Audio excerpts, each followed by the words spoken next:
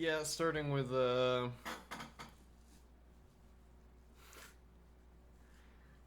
Racket and moving into Lean. We're not picking up a lot of the object examples that are going to be used. This is like in Python, where you do Python things. I don't know. I don't know what the Python things are. So I don't know what to do with that information.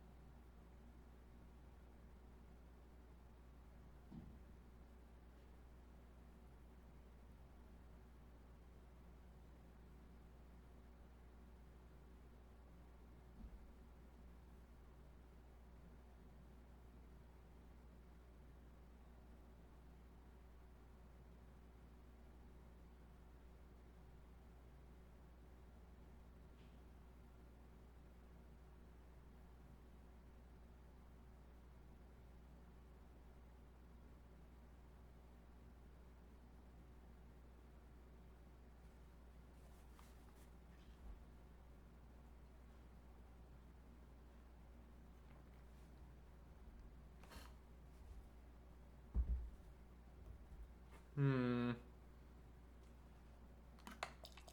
I'm not finding a lot to latch onto in this. I'm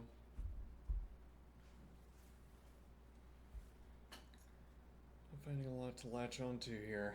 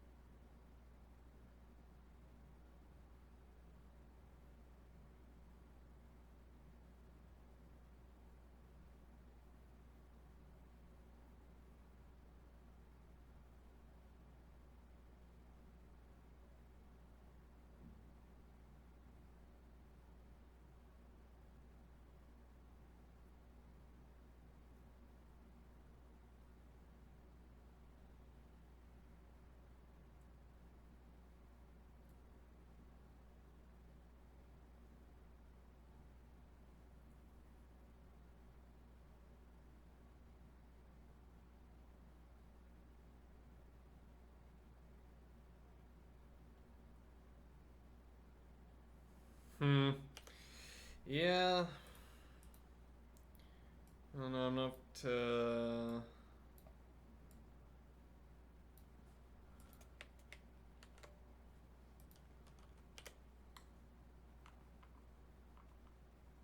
not seeing what this is trying to tell me.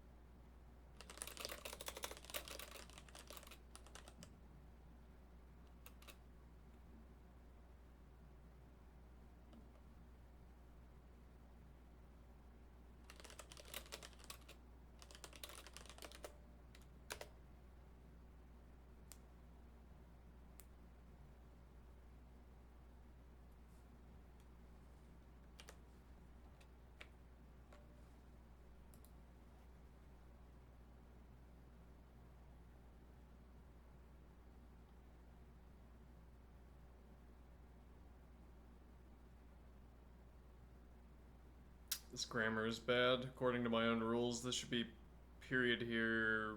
This should be capitalized.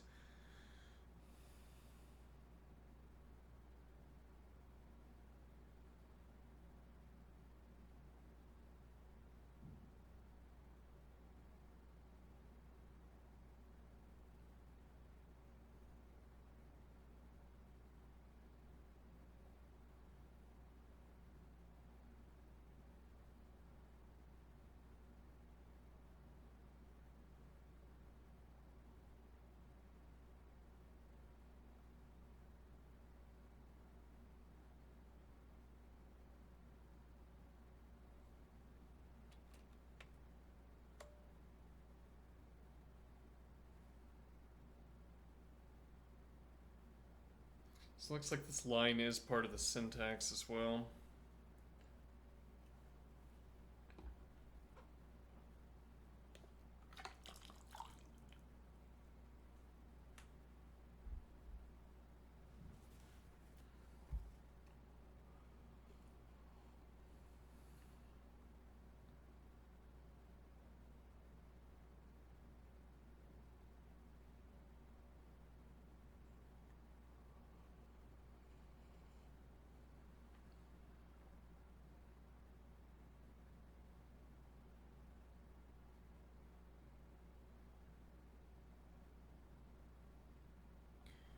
Tagged union. I want to look at that. There's a point here that circle has radius, which is only one entry field, and rectangle has two. So we'd have a case where the shape type doesn't anticipate the same number of entries. What is a tagged union?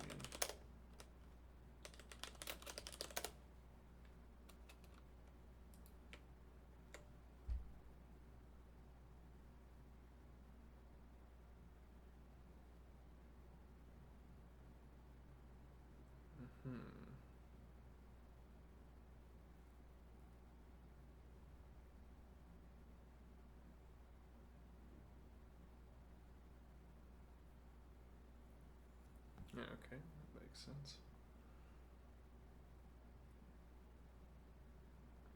A tagged union, also known as a discriminated union or subtype, is a data structure in computer science that holds a value of one type from a set of possible types. It's essentially a data type that can hold values of multiple different types, but only one at a time. A tag or discriminator field within the union indicates which of the possible types is currently being stored. Breakdown of the key concepts. The tag field distinguishes between the different types that the union can hold. Okay, subtype. The term subtype comes from the fact that the union can be thought of as the sum of the possible types. Benefits tagged unions are often used to represent data structures that can hold different kinds of data, ensuring that you can handle each case appropriately by checking the tag. Tagged unions are common in languages like TypeScript, Haskell, and Rust, for their use to represent data with variations.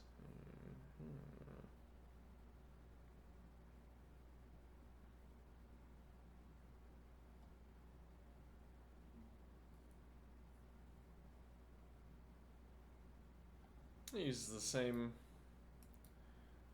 example here. Okay, so but this is telling me that, let's see.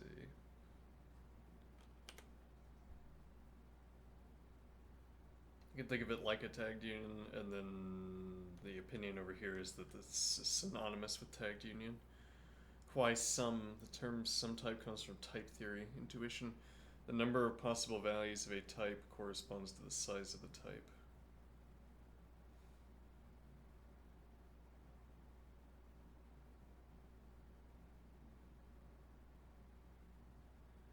If A has m values and B has n values, then a product type like the Cartesian product has m by n possible values. A sum type has m plus n possible values. Product types, all combinations of two types, think tuples, and then sum types, Either or values from a choice between types. Alright.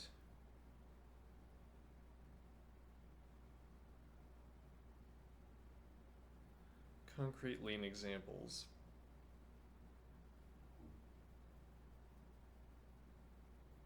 Built-in inductive option.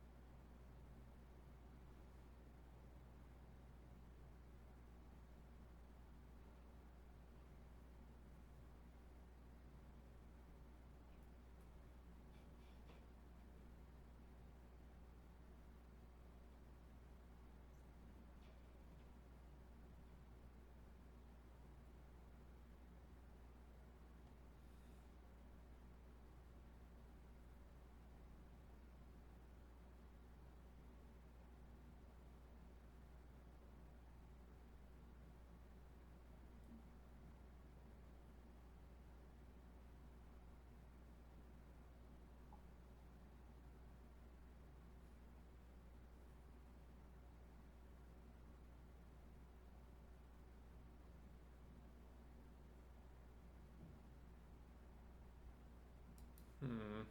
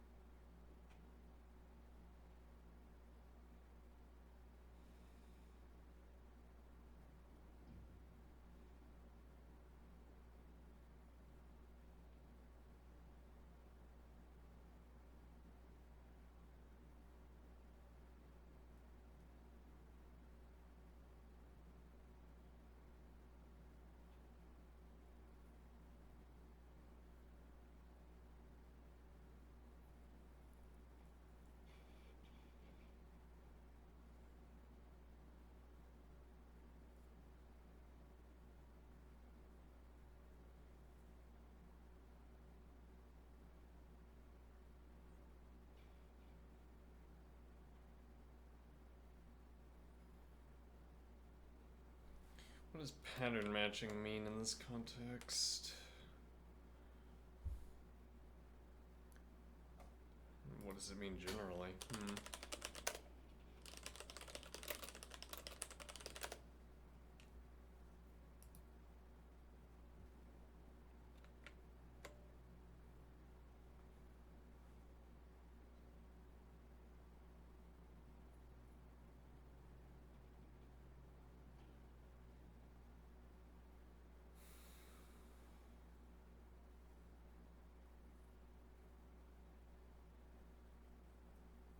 Mm-hmm.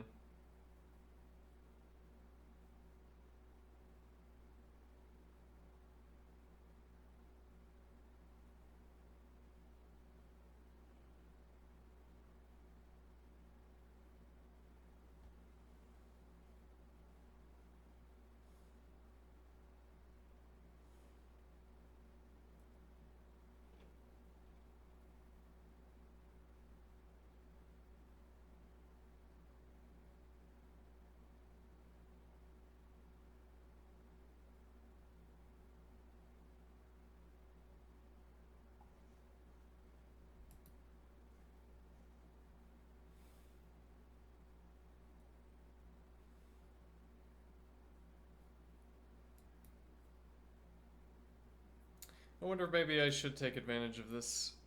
Would you like a quick parallel to union types in C? Or tagged variants in Rust? Maybe I should be picking up some contact knowledge with contact knowledge about C.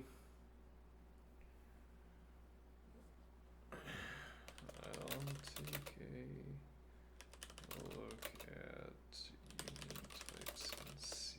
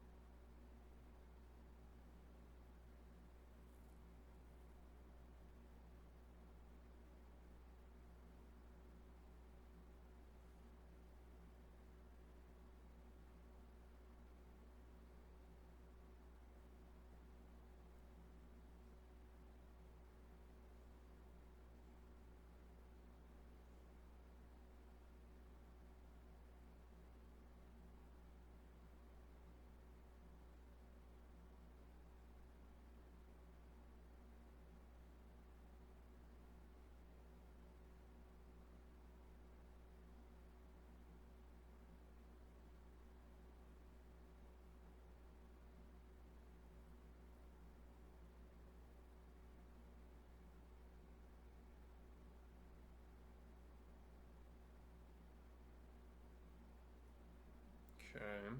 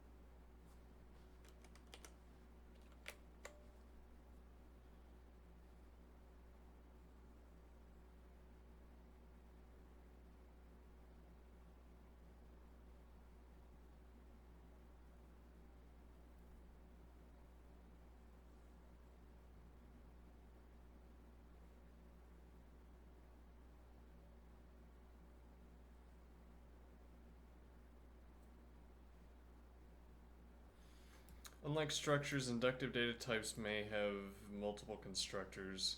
So with structures, you had the name of the type .mk, or you could rename it using a special field, an optional field in the struct structure definition. Okay.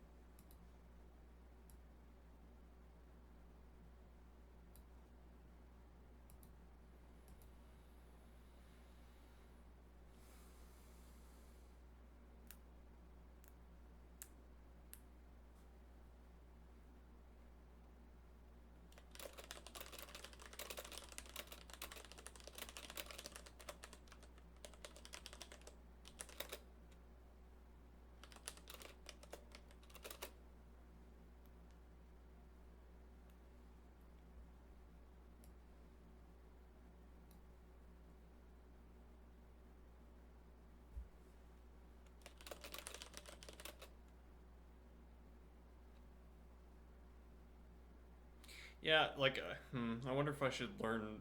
How many things do I have to learn before I can learn anything? If I picked up some C so that I could get make comparisons between languages and C, if nothing else.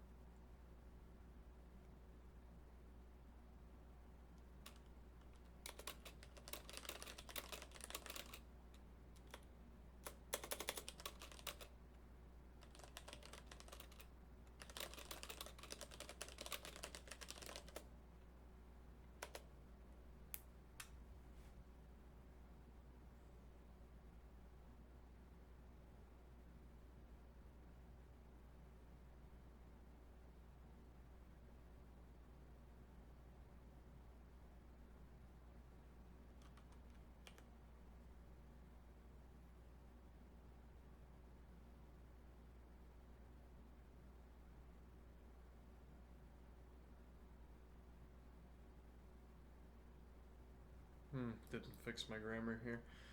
These grammar mistakes creeping in.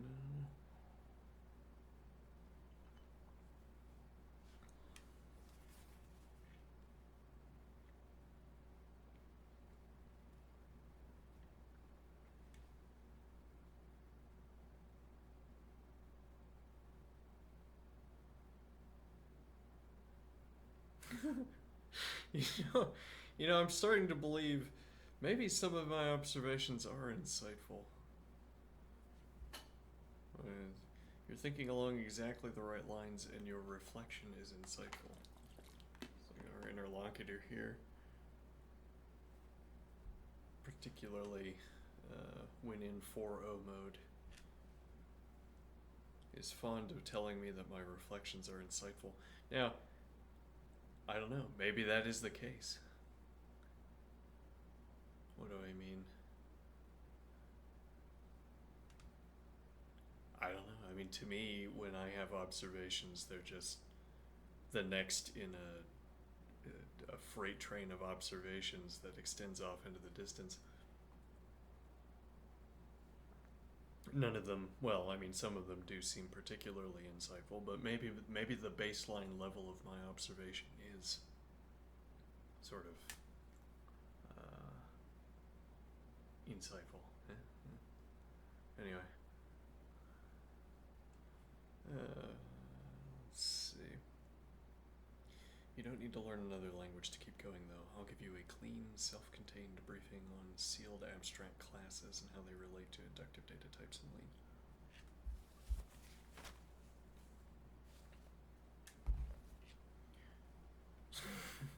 We just need one more language. Okay. We need one more language that embodies all of the concepts you'd want to reference and talk about. A teaching language, if you will. A sealed abstract class is a concept from object-oriented language like Scala. I thought Scala was functional programming too.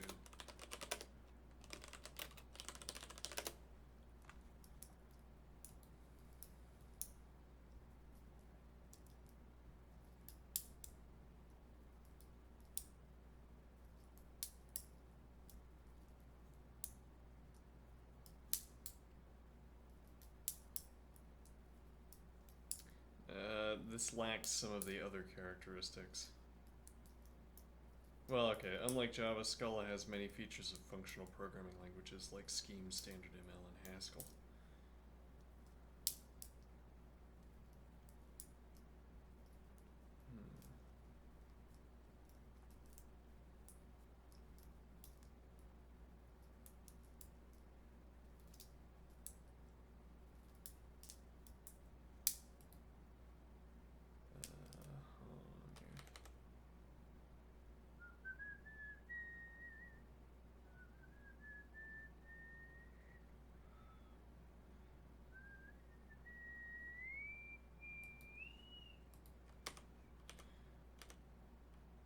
Okay, Scala. Very well. A sealed abstract class is a concept from object-oriented languages like Scala, or with variations Kotlin and C#. Let's break it down. Class, a blueprint for an object, just like a struct in Lean or C. Okay, abstract class, a class that cannot be instantiated directly, only its subclasses can be instantiated.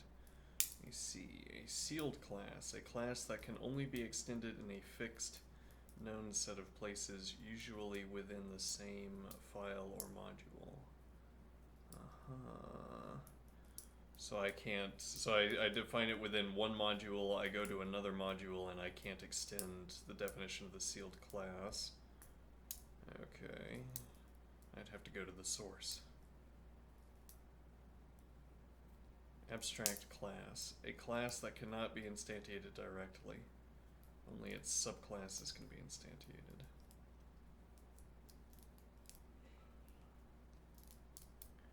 Sealed modifier ensures that all subclasses are known at compile time, which allows for exhaustive pattern matching.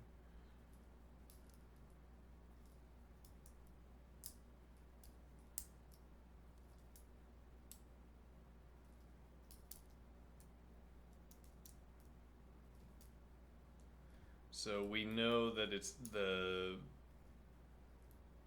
that there will not be any new subclasses. Okay. So this allows for exhaustive pattern matching. I'd have to see the mechanics of this, but I think we're gonna skip that. So let's see, example from Scala or pseudo Java. Sealed abstract class expression. Case, class, const.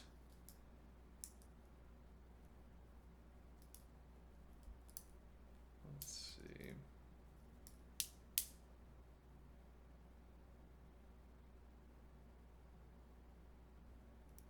Value int, add left expression, right expression, extends expression.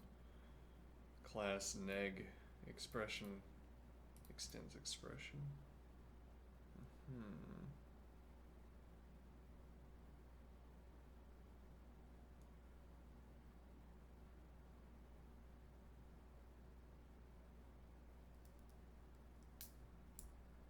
This defines a base class expression, 3 known subclasses, const, wraps, and integer. So each of these extends expression. Expression being the sealed abstract class. So each of these cases is extending the sealed abstract class. Okay. And we're giving ourselves const, which takes a value int, add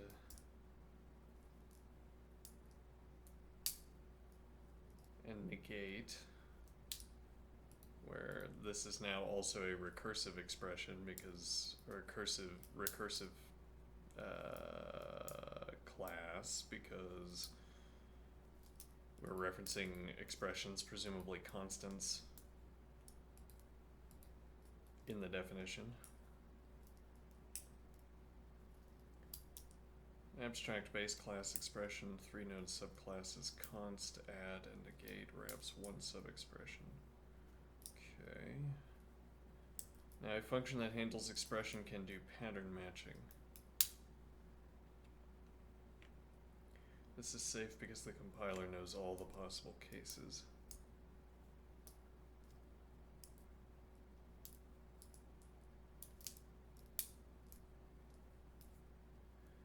Def eval e expression int equals e match.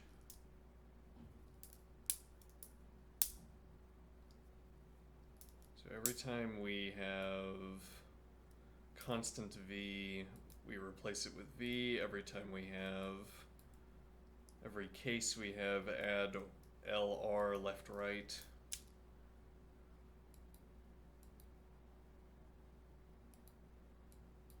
We eval l plus eval r. Okay. And so this would be like our symbolic summation in a way. Well, yeah, actually we did this kind of in structure and interpretation of computer programs. We did symbolic algebra, symbolic arithmetic, and in that case, yes, well, you need to include the possibility that what you're adding is not a ground level term. Could be a compound term where you need to continue evaling before you get down to the ground. Okay, and then case, negate, inner, negative eval, inner. Negative eval. This is safe because the compiler knows all the possible cases. If there were other cases,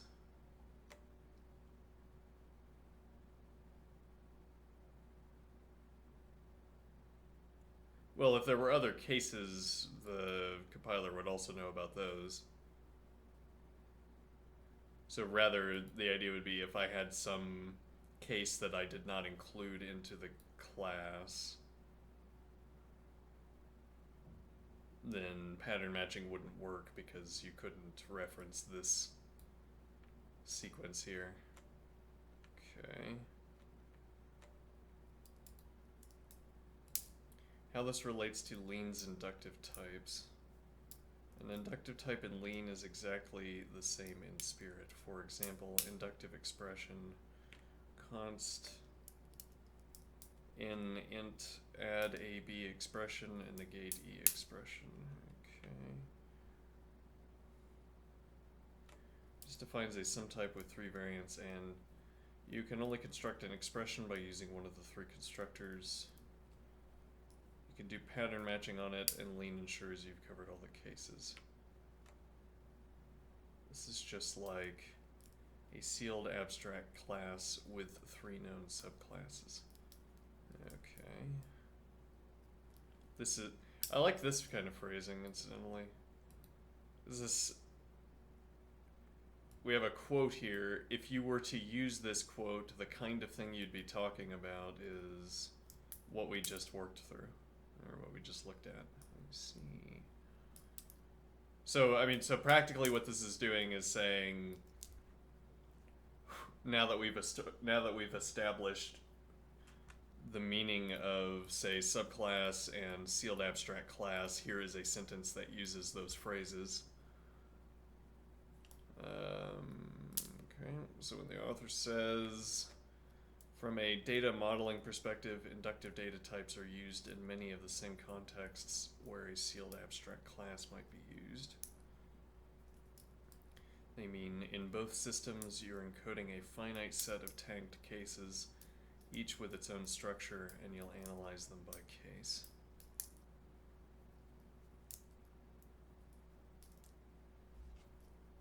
You're encoding a finite set of tagged cases where the tags are how we distinguish between the cases, or rather, a tag on a given instance tells us where to, as it were, where to look within the class. Okay, each with its own structure, and you'll analyze them by case. Alright.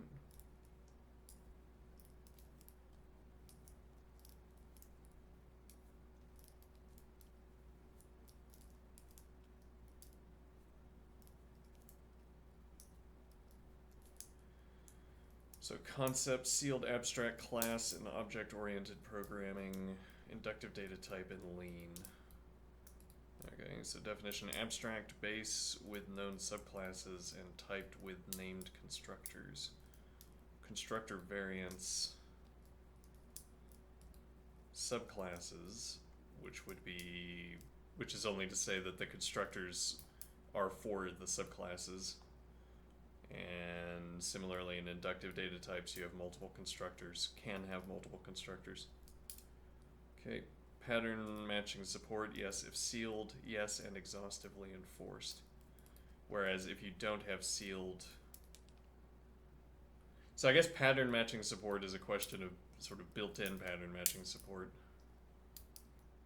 Okay, and then the point is that if you have a sealed abstract class, the compiler doesn't have to do any extra work for pattern matching because it already knows what the candidates are for members of that class. Purpose: represent data with choices.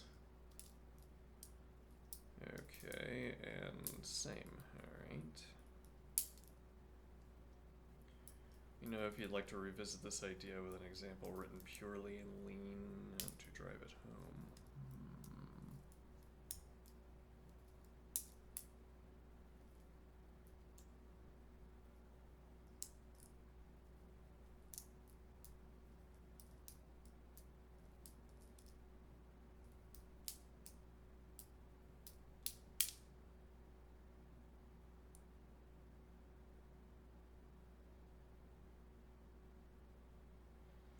Let's go back, see what this has to say.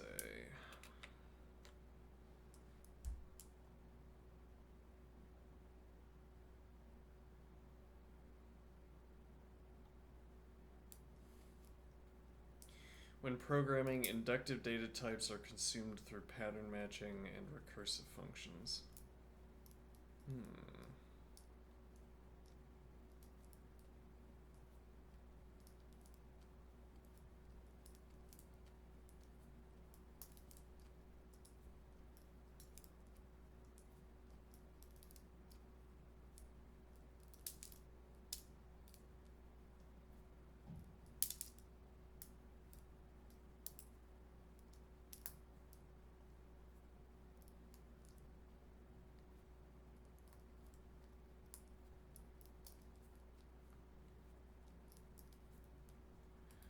As in, we pass inductive data types into a pattern matching function, pattern matching facilities.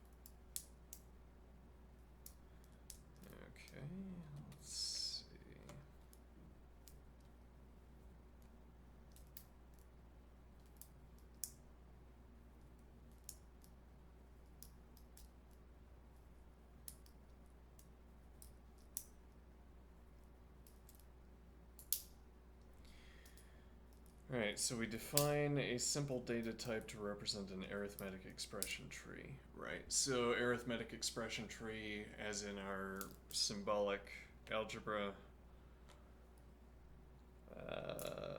so that we could build up addition and negation, where presumably negation would be our mechanism for performing addition with negative numbers, or subtraction, as you might call it. And then constants would be merely a number, as opposed to one of these two operations. We'll define a simple data type to represent an arithmetic expression tree. Okay. Also, this is a pivotal moment in learning Lean and functional programming more generally. Let's make the idea of pattern matching vivid through a complete example. Okay. This defines const, a constructor storing a number, an add constructor storing two sub-expressions. I might need to think more carefully about what we mean by constructor.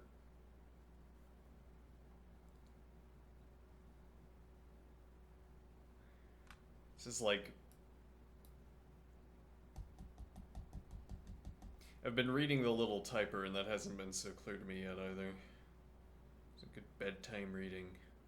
Well, it's like studying up so that I can keep up with our interlocutor here. I'll try to anyway. So I don't have to embarrass myself in front of our interlocutor. Let's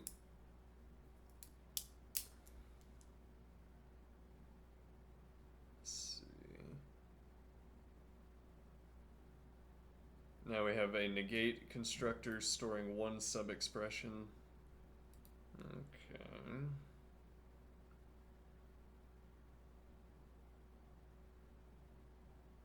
So a value of type expression is either a constant, a sum, or a negation.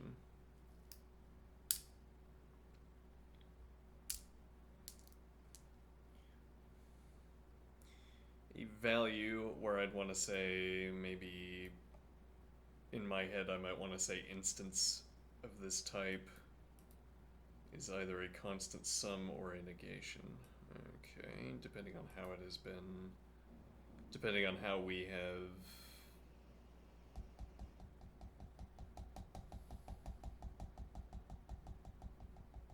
depending on which constructor we've utilized.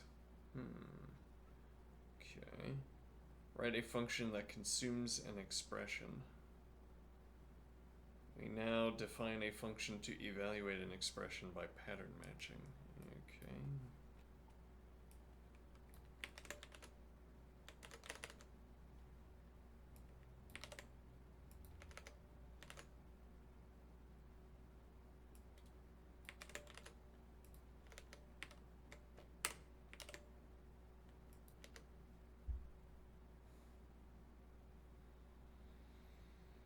Okay, so an inductive expression where const in is an int, add e1, e2 expression.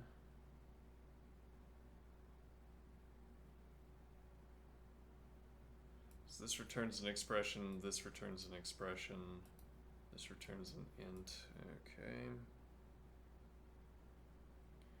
And now we define eval, which takes an expression and returns an int. If the expression is a const, then we return the in. Okay. If an expression in is a const, then we return in.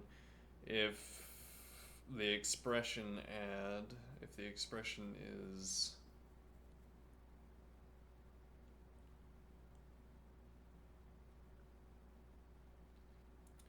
Well, so this is a function.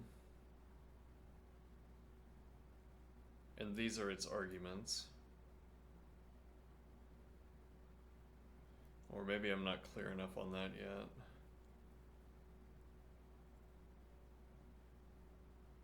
Well, but again, this is about pattern matching, and the idea is that so this would be an invocation of, well, and that's why I'm saying it's a function, though again, that might not be exactly right, but if I have a case where I type, or where the text says expression const in, I'm establishing an instance of type, I'm establishing an instance of type const within And now the idea with pattern matching is that in any case where we can find this expression, then we can replace it with n. Any place where we find this expression, we can replace it with eval. Well, so this is also recursive. We can, okay, yes, and so this is recursive, and the reason it's recursive is for what we noted before, that this is supporting an arithmetic tree, an arithmetic expression tree. So E1 and E2 could be themselves further expressions other than consts. We eval E1 first and E2 second. Well, there's not really an ordering, but this also strips out this expression, replacing it with this primitive operation. Alright, and then we have expression negate. Alright.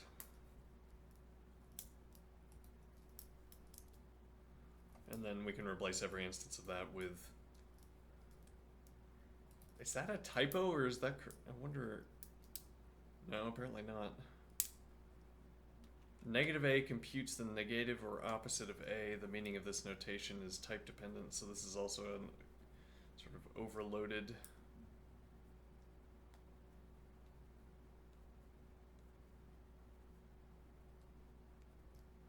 Okay, fine.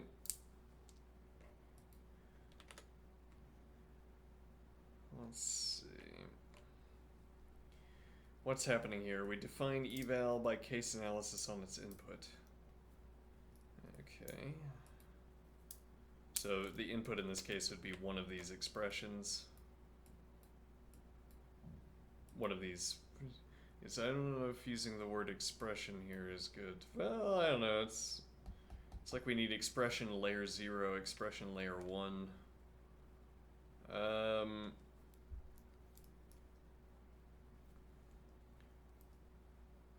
So we define eval by case analysis on its input.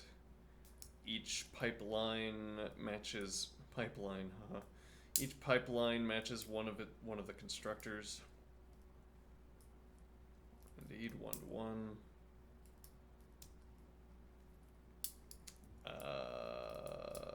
The pattern on the left deconstructs the input value and binds its parts to names.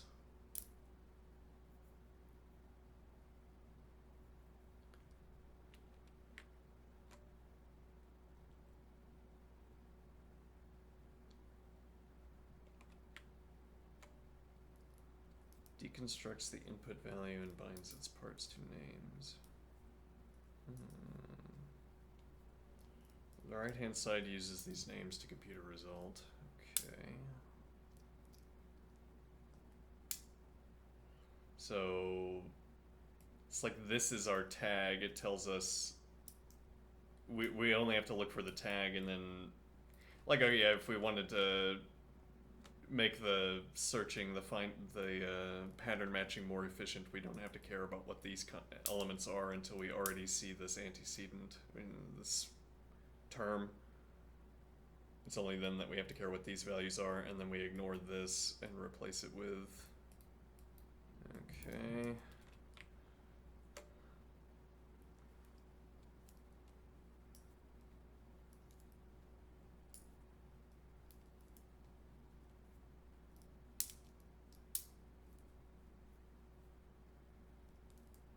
The right-hand side uses these names to compute a result. This is pattern matching, writing different behaviors for each possible shape of an input identified by its constructor.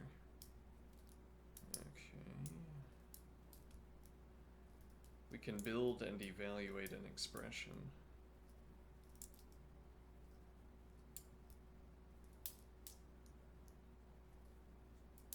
Step 3, using it. Eval.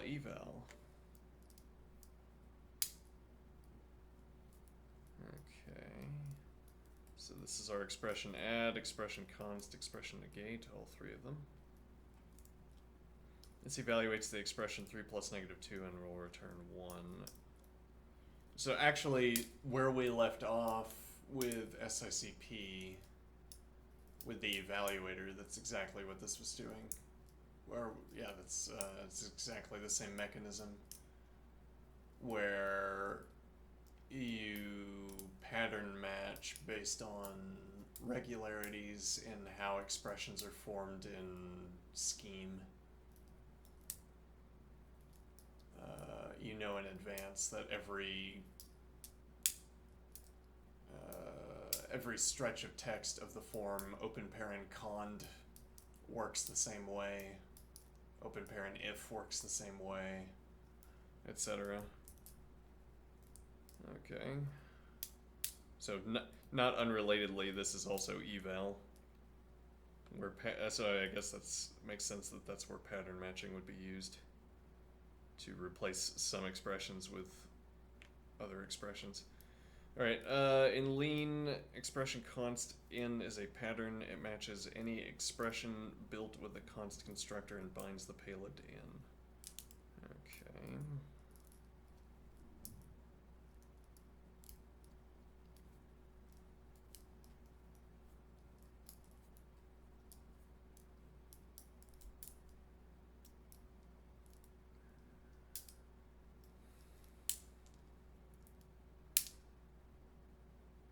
I've already interrupted my thinking, so I might as well say this. This is an interesting approach to reading a book, or I find this approach to reading a book interesting.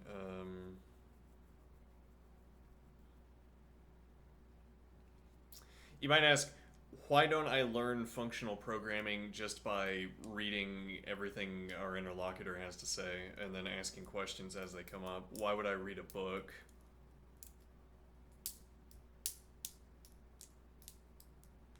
And the idea is that the author of the book has a vision for how this topic should be conveyed, whereas the interlocutor does not. The interlocutor has ideas for how to explain locally, but the global explanation of the topic, sort of the overarching course of the discussion. Well, I mean, the author of a book might not have a good idea for the overarching course of a discussion either, but then sometimes, I don't know, human thinking is like a lightning strike.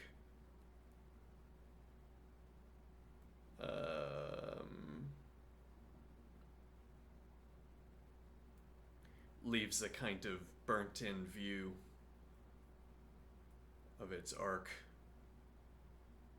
And then if you cleave closely to the arc that you can still see fading in your vision, then you get a good structure. All right, now, so I'm thinking that this approach to reading a book gets you the benefits of both cases. You can get the benefit of an expert knowing how a subject should be conveyed, but at the same time, well, it's like so what I'm imagining, yes, the idea being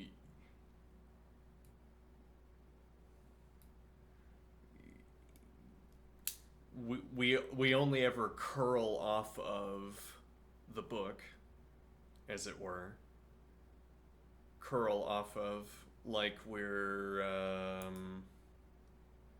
trying to think of what analogy matches to the image that's in my head. We curl off of the book, and then we exit a curl and we go back to the book, which is right over there, near to our curl. I guess I'm thinking like planing wood, where the wood will curl up as you plane it away, but then it's still connected to the block of wood until you shave it off. The idea is that whenever we want, we can curl off and explore to whatever depth is required to cleave to the book, and then we can go back to the book. Anyway, what is a pattern exactly?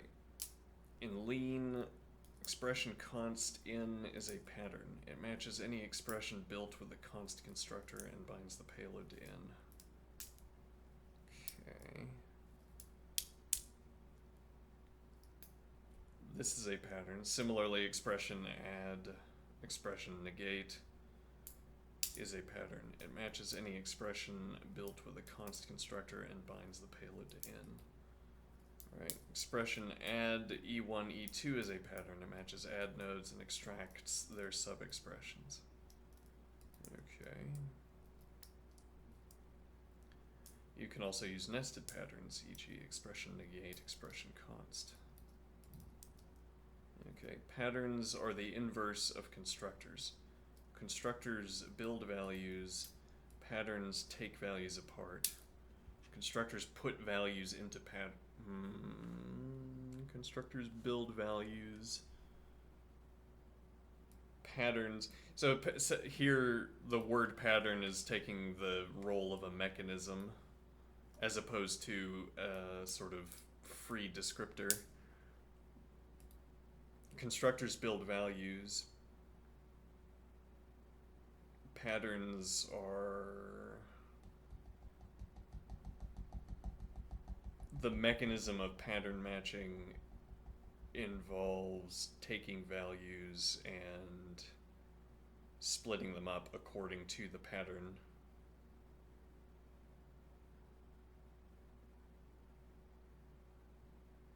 Okay. Where notably these patterns only require text cues.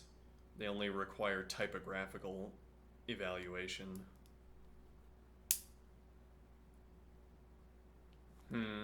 Okay.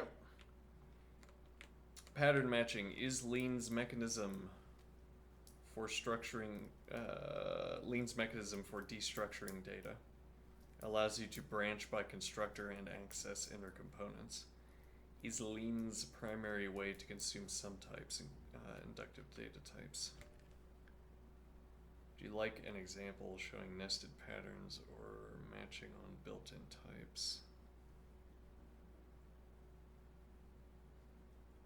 I think, so quick aside again.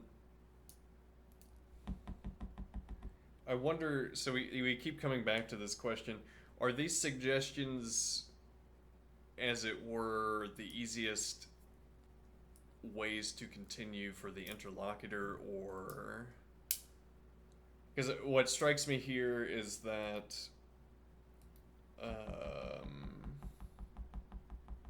I might ask, why is this specifically about inductive data types as opposed to other data types? Though actually, I think I understand that.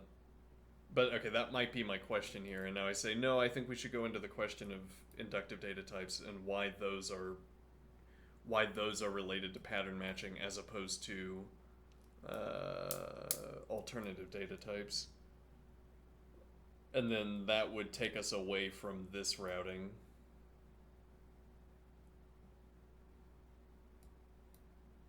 Might be more difficult for the interlocutor. Let's see here.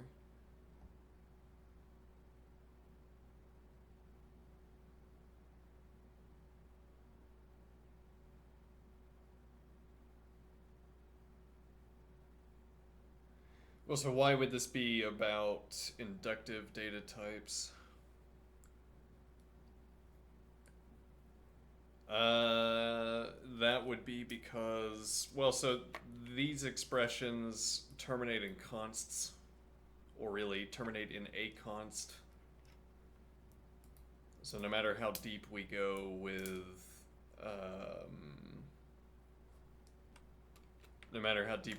this arithmetic tree, arithmetic expression tree, we're going to arrive at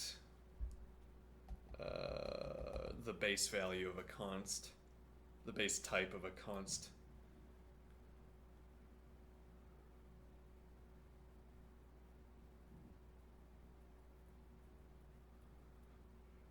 Okay. So pattern matching applied repeatedly will arrive at the base value. Similarly, if we are thinking about 0 and then add 1 with nats,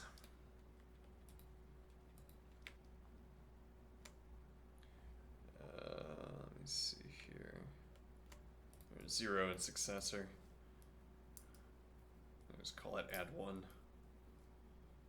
Whatever. If we... I don't know what the analogy would be here exactly.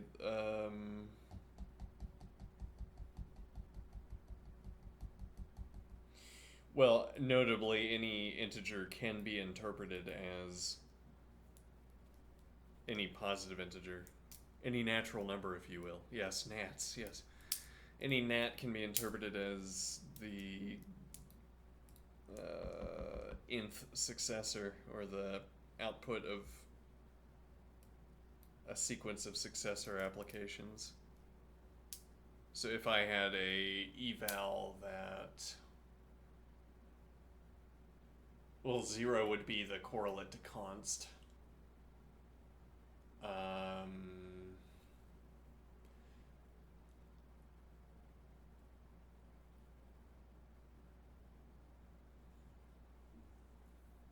Let me think here.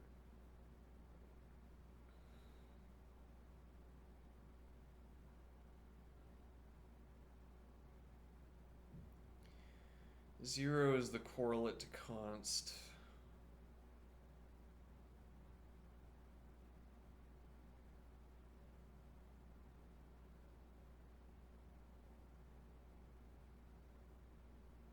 Okay, successor would be the correlate, e.g. of add. I would have the successor of... Well, I could say, like, if I had a number 10, I could say successor of 9. Okay, and then the idea would be that we could have an eval expression that strips away the successor operation, and then, strips, I guess we try to think about it as stripping away the successor operation and then replacing 9 with successor 8.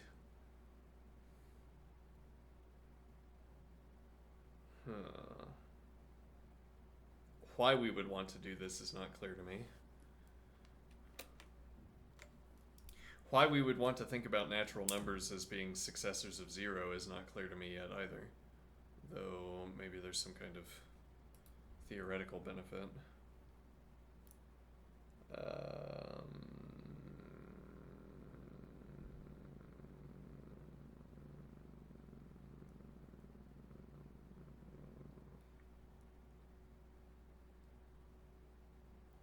Let's take the... Let's see. I would like the example showing matching on lists.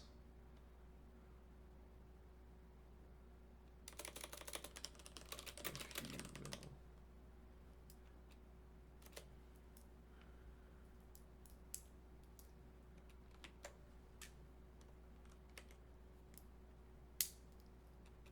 Lists show up everywhere in Lean and in functional programming. Excellent. Then I made a good decision. I made a good decision studying Rack at first. If we stick to functional programming. Understanding the list definition. Lean's lists are defined or simplified, are defined in a simplified fashion like this. Right, nil. Let's see.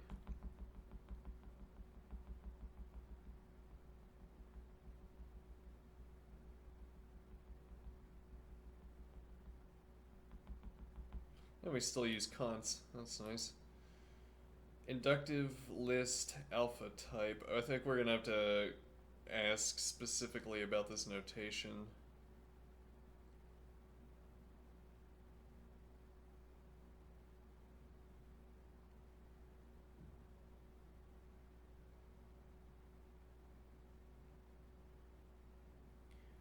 I don't know what this alpha notation is doing. But maybe I do. Let's see. Also, I should exercise.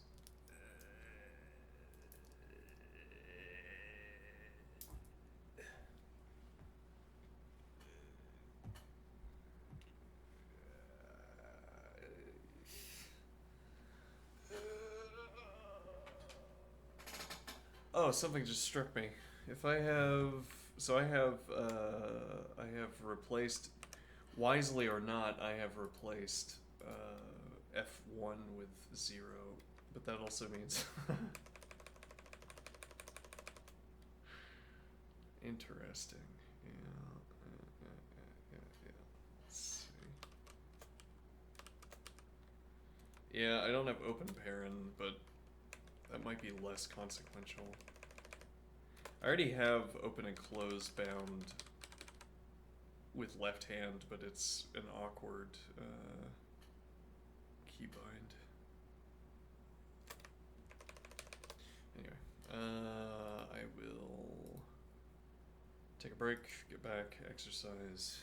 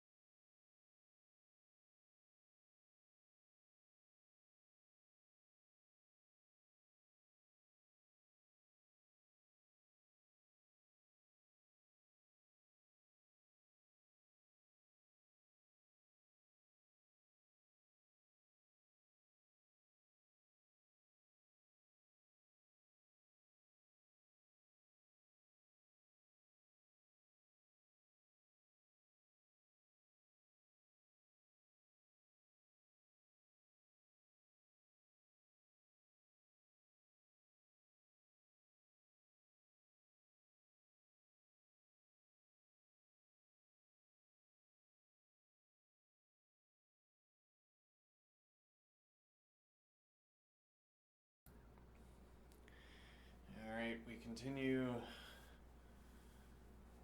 this? Opposite of insurance fraud, where we demonstrate a continued commitment to exercise so as to reduce insurance costs. What? Never mind.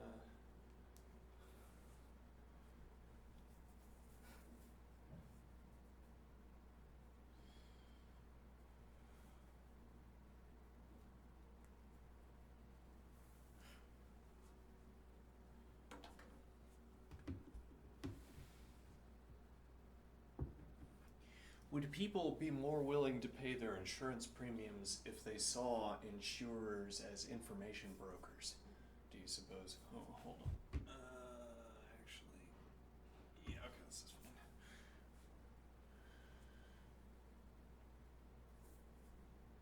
fine. Actually, no, hold on. Let me get my knee brace.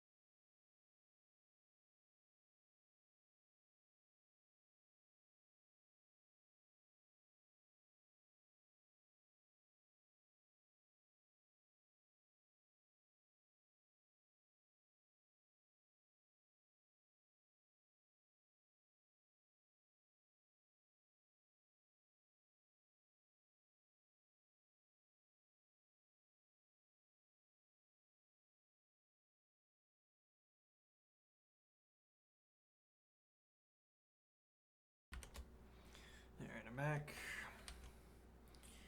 And now this. Alright.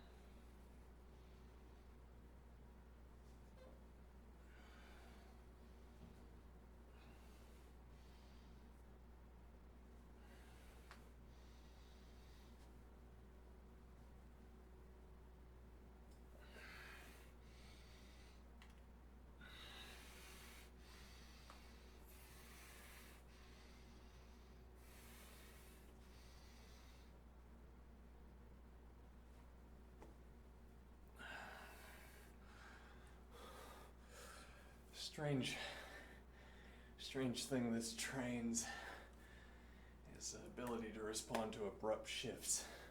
Well, maybe, I don't know, I'd have to experience abrupt shifts, but abrupt shifts in how pressure is getting applied to my hands, my palms. Abrupt shifts in muscle application.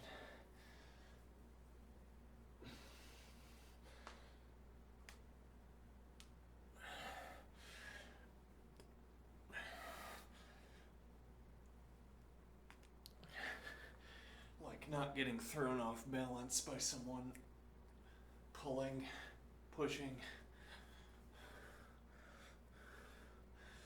Well, off balance in my arm at least. I can't unbalance myself in my legs. Well, actually, I mean, we could do something more active in the legs.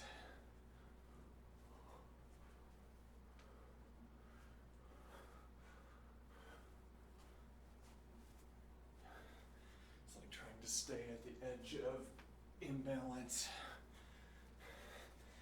Because it's at the edge of imbalance that we would have to choose alternative values to maintain balance. Or we'd have to choose between actions that maintain balance or don't.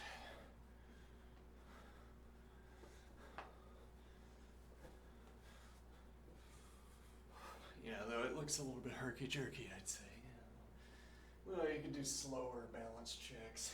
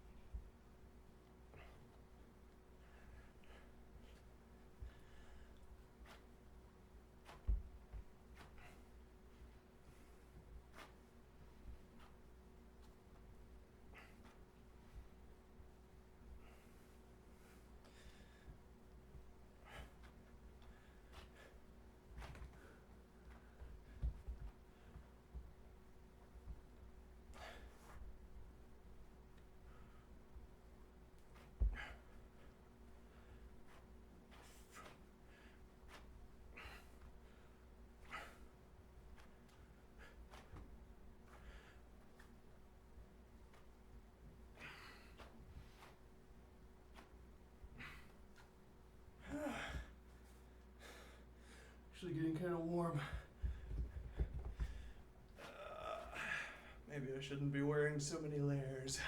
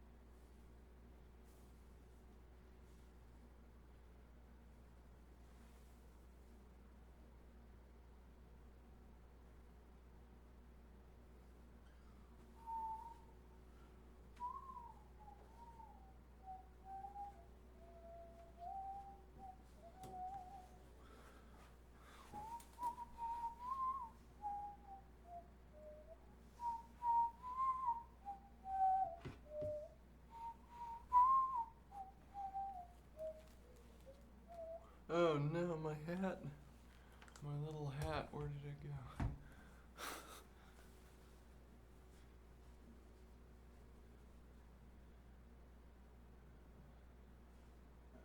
That's alright.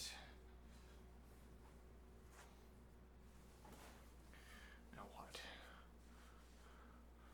What makes this a little hat as opposed to other hats? Okay.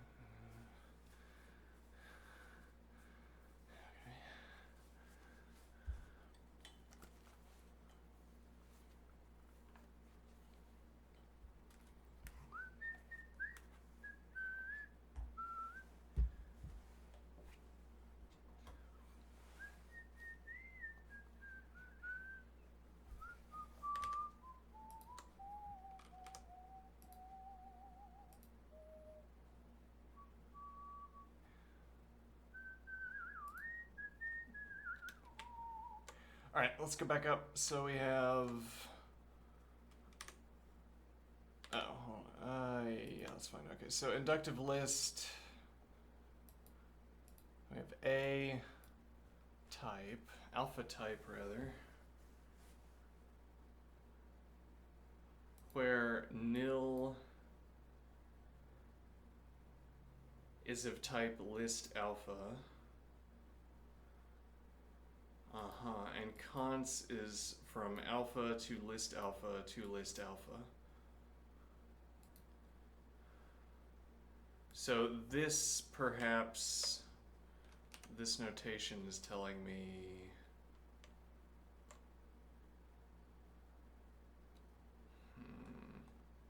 like this is a base case.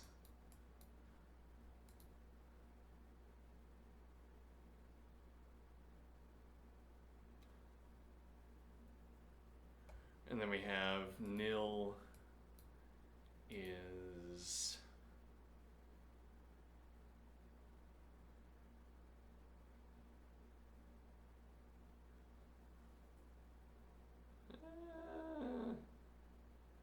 or maybe this is telling me what it operates over. But then, well, this could be like a structure. Maybe the reason we're invoking Greek letters here is to indicate that this is the form and not.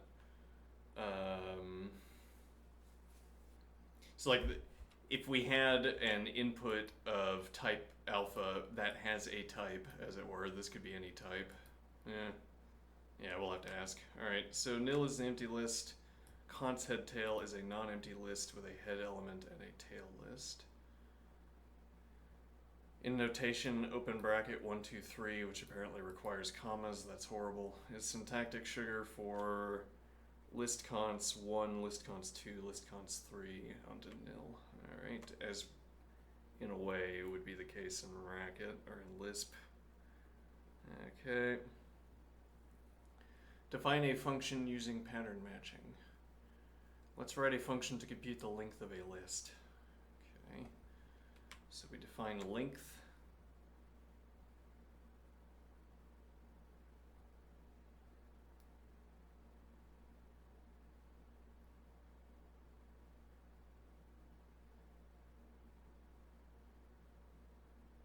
So this is giving us matching.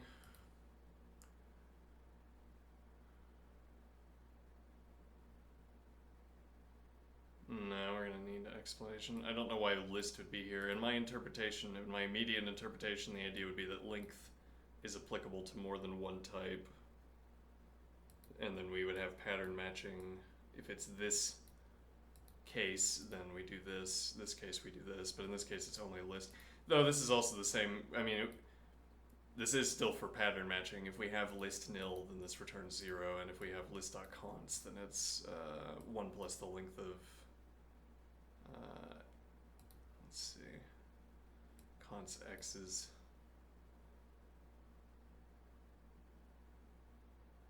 List const blank onto x's, then this is 1 plus the length of x's. Okay, what's happening? The match list.nil to 0 handles the empty list. The match list const blank x's to 1 plus length x's handles a non-empty list. Blank ignores the head value. Could be anything. X's binds to the tail. We recurse on x's. Alright, step 3, try it. Gives 3.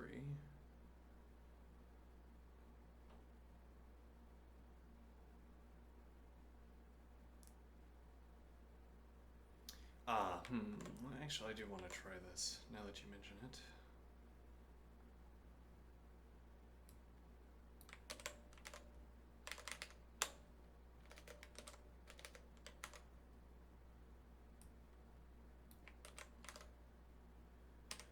See first, does this require me... No. Okay, now if I remove these commas, okay. Now, but if I do line breaks,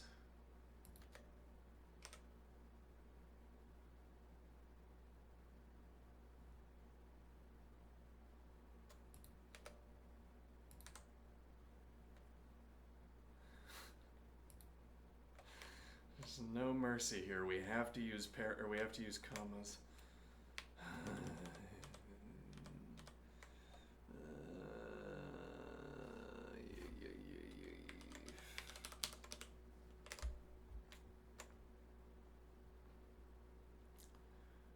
Okay, do I list const chain?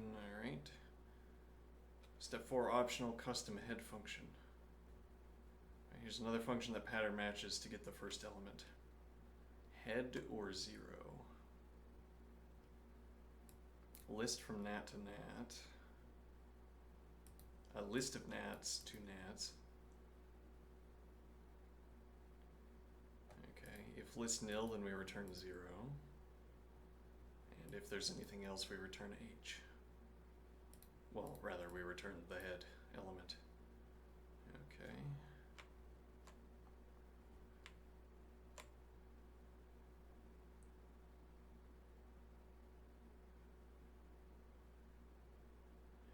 List nil and list const are constructors of the list type. Pattern matching lets you decompose a list by testing which constructor was used to build it.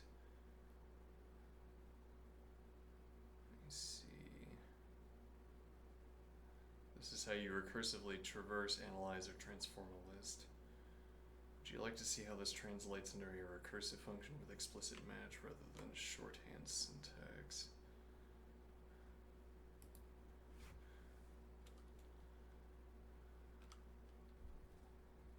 I'm wondering...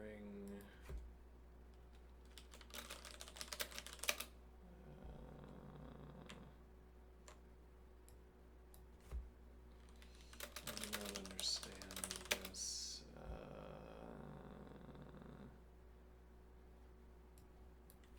Understand. I do not.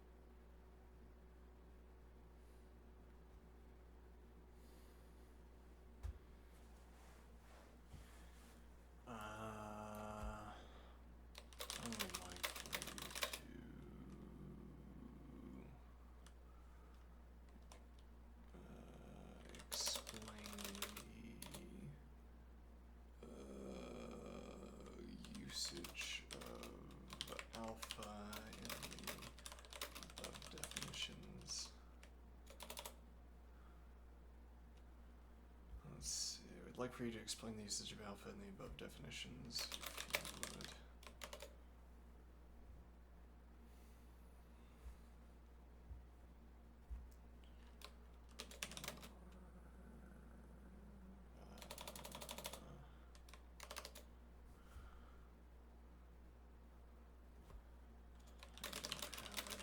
Context for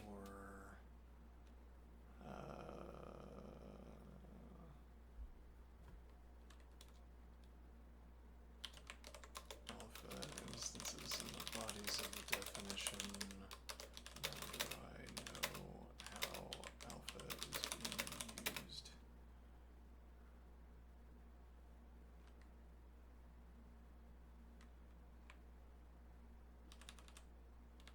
So, in a way, and this is helping me. This is when I say the usage of alpha, I think we should step this down to single quote. Explain the usage of alpha. Whereas if I said explain merely alpha, then that requires double quotes. This is an instance, this is a reference to usage as used, whereas a usage of alpha. Okay, but however, my stomach is attacking me, so I have to take yet another break. All right, I'll be right back.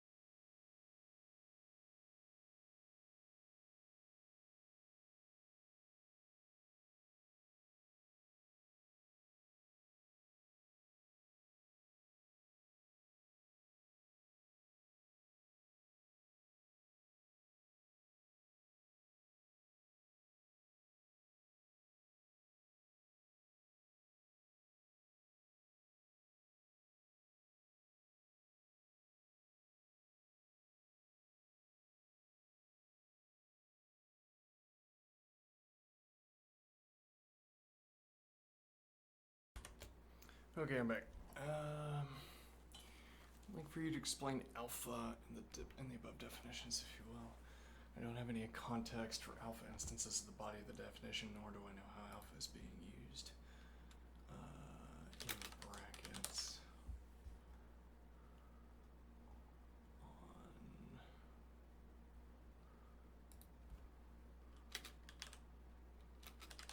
the inductive line, inductive and def lines.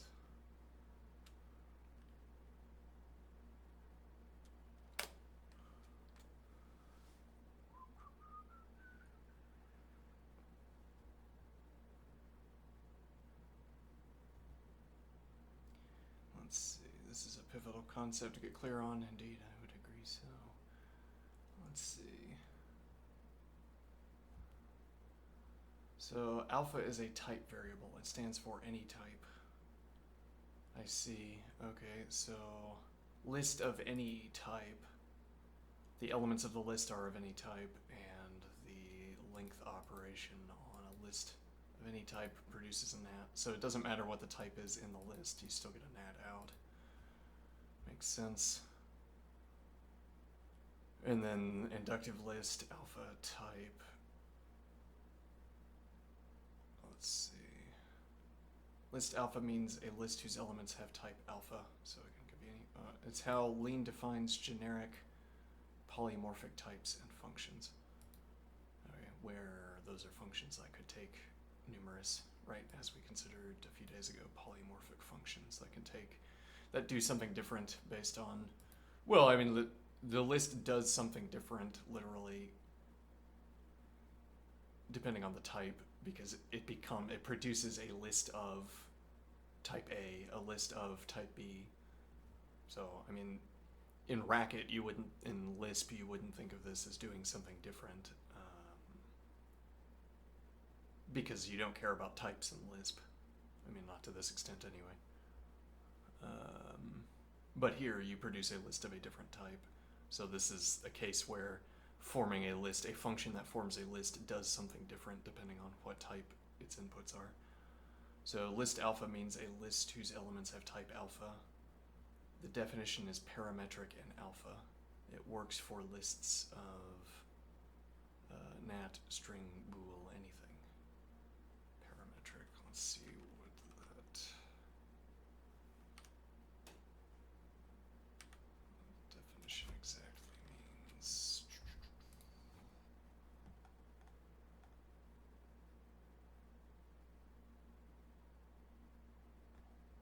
Let's see.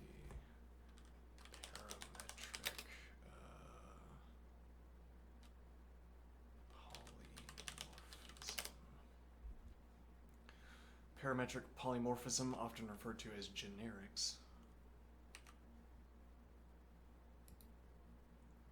is a programming technique that allows a single piece of code to be used in multiple data types without requiring separate implementations for each type. It's achieved by using type parameters like T and list T that can be replaced by concrete types when the code is used.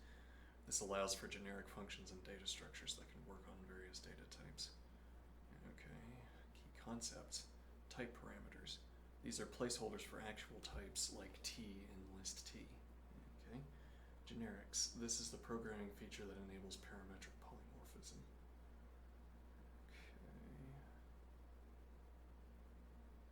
Okay. What is the word?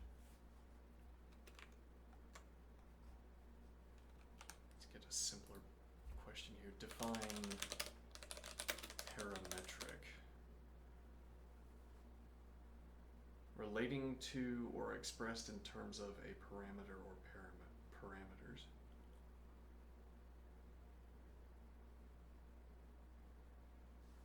Etymology. Parametric. The word parametric comes from the Greek words para, meaning beside, and metron, meaning measure. The Greek combination parameter, meaning a term that defines or determines another measure, is the root of the English word parametric. The X suffix is added to the word parameter to form the adjective parametric. Alright.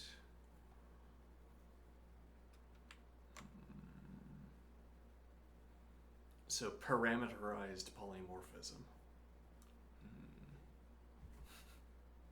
Does changing the suffixes of words increase my understanding? Should we change the convention to be parameterized polymorphism? Maybe we should.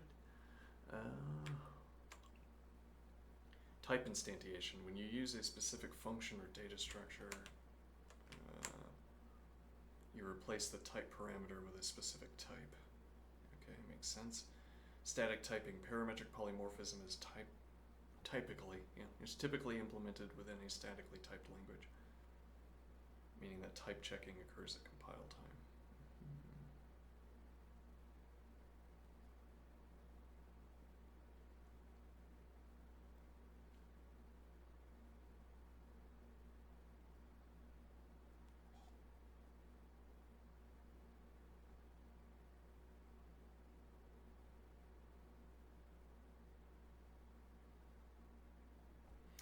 Box T. Okay.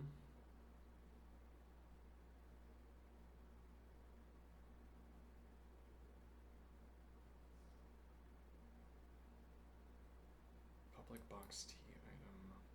This content equals item.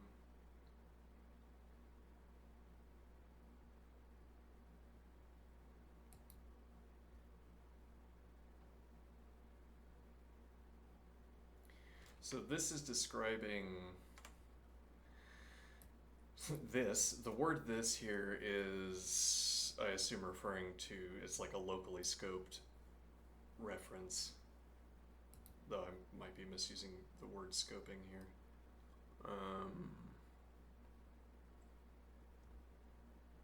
And this is defining the line that I am currently highlighting. Dot content is referring to well, it's like the accessor that we discussed in lean. Dot content equals item. So running dot content on our box is going to return item.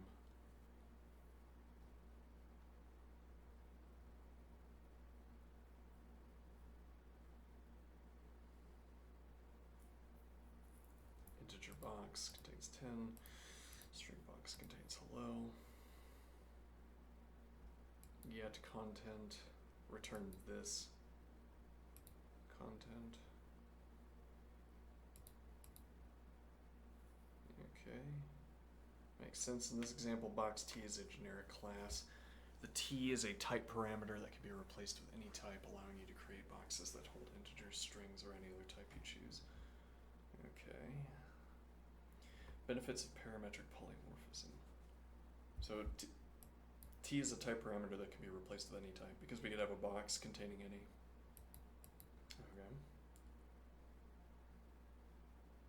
Code reusability. You can write code once that works with multiple types, reducing code duplication. Type safety. Type parameters and static typing help ensure that type errors are caught at compile time, preventing runtime errors. Improved performance. By using generics, you can often achieve better performance compared to using reflection or other less type-safe approaches.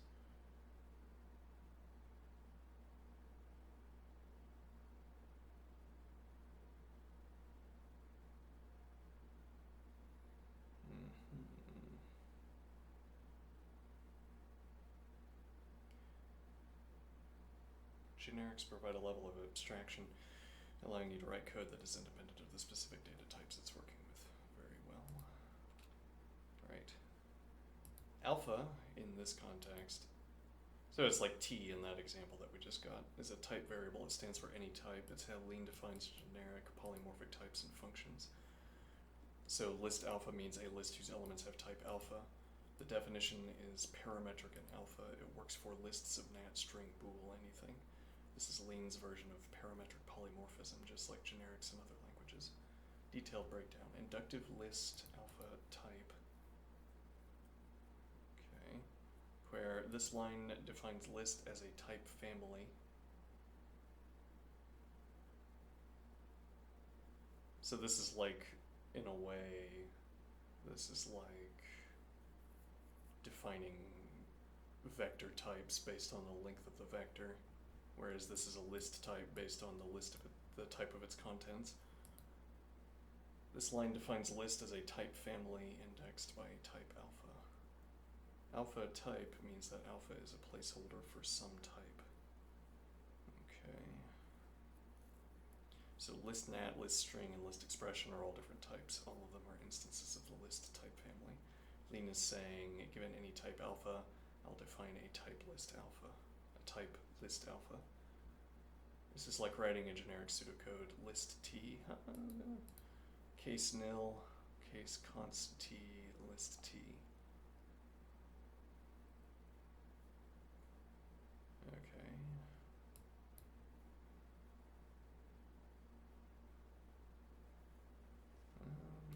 Let's see here.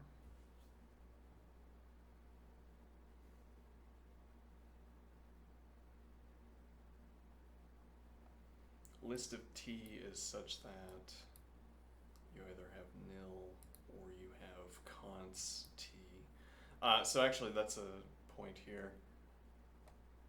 We're not going to be able to make lists with mixed elements.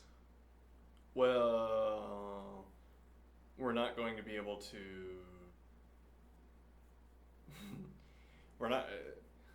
without loss of efficiency, we're not going to be able to tack on an element like we might otherwise do. Actually, we don't ever use that capability, but if I have a function that produces multiple arguments, I could, or rather produces multiple values, I could pass those values in a list. Or if I already have to pass a list, I could const them onto the front of the list, if I so desired, and then unpack them at the destination function. Okay, we don't ever use this capability, but that would be a case where I have a list of nats, e.g., and then I const on a string, a bool, etc.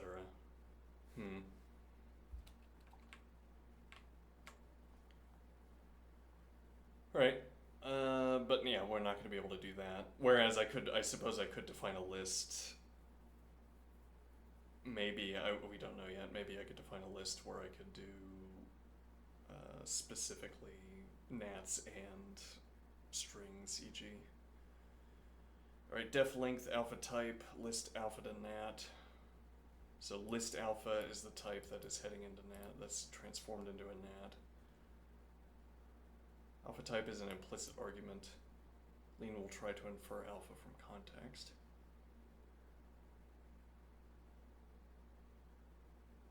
This function works for lists of any type and returns a natural number. Alright, so this is saying, yes, we would sub in alpha here.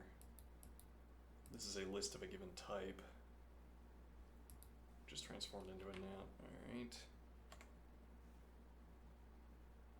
Alright. So I think the solution that I'm thinking of here, or that I would want to think of here, is we can't have a list, or we don't know yet that we could have a list that has more than one type, but we could have a... I want to use one of our terms from earlier. We could have I want to say class, but then that means something specific.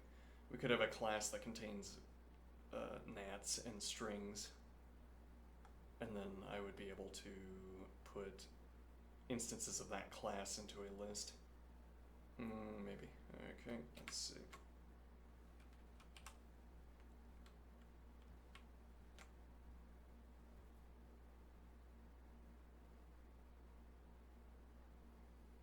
Okay.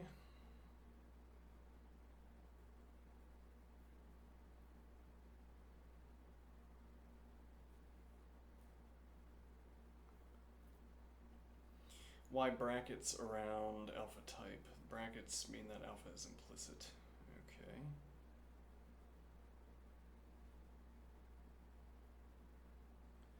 If you remove the brackets and replace them with parens, then you would need to call the function as length nat123.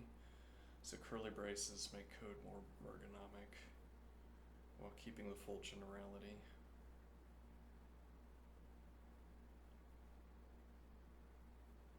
Alpha is a type variable standing for an arbitrary type.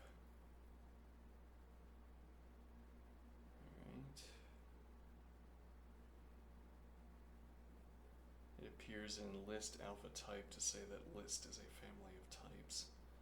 It appears in alpha type in def length to say the function works for all types alpha, and lean should infer which one is needed.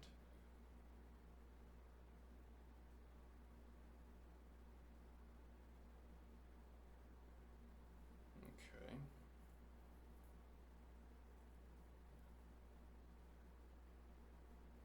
This lets you write generic type-safe code, like length map, etc., that works for any kind of list. Would you like to see what happens if you write a length function without a type variable like alpha?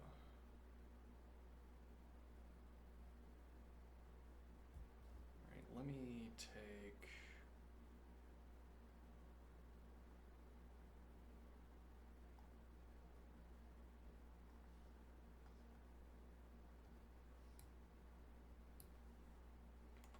I think we already have that. Okay. Now I do have to have some kind of type declaration, I assume. Automatically inserted implicit parameters. So now actually that explains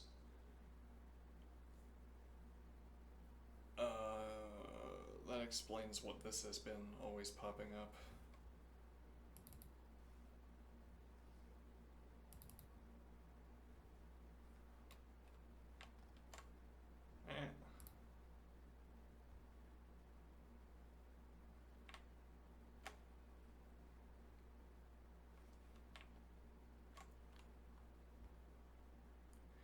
Implicit binder like curly brace XYA or curly brace XY. In regular applications, whenever all parameters before it have been specified, then an underscore placeholder is automatically inserted for this parameter. Okay, implicit parameters should be able to be determined from the other arguments and return a type by unification.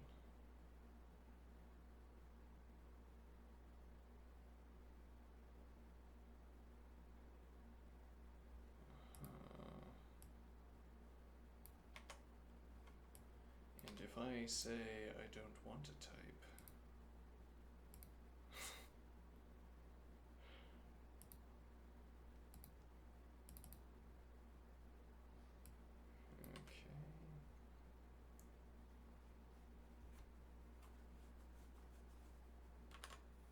see if I can get my terminology right when I ask this question.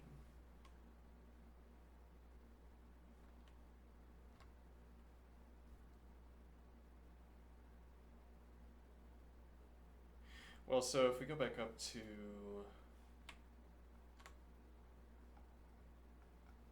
see, we had a case where we were talking about squares and circles. Right, and that would be a sum type.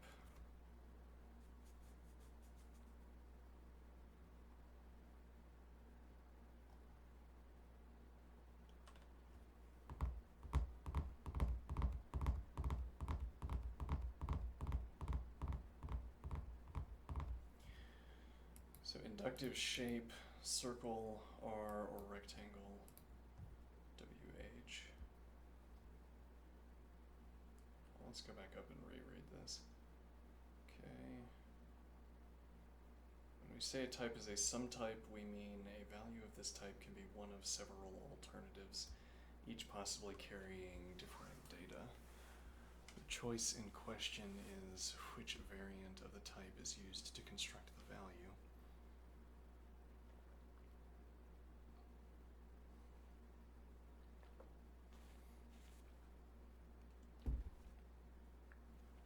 Each variant may have its own structure, and the program must be prepared to handle each possibility separately.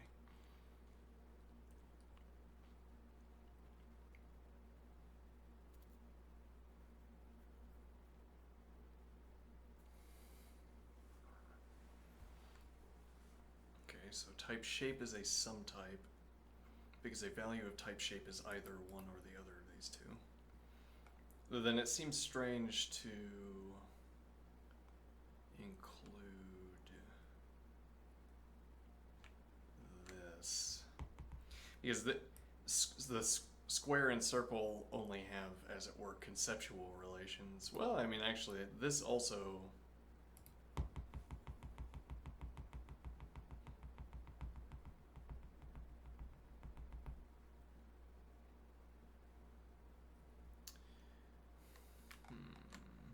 Well, so as the author says, if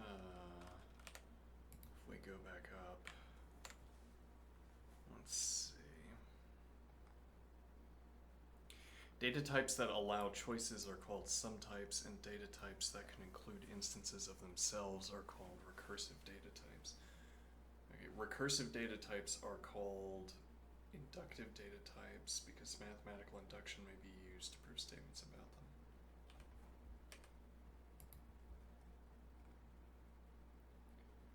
So inductive types. So I guess I'm saying shape.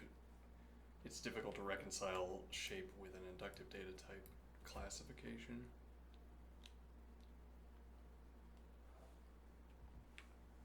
Let's see. I'm looking through our conversation.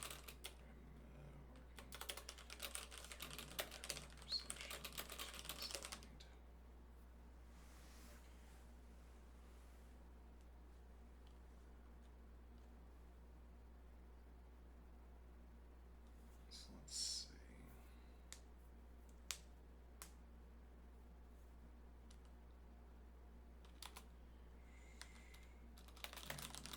Like our discussion up to this point.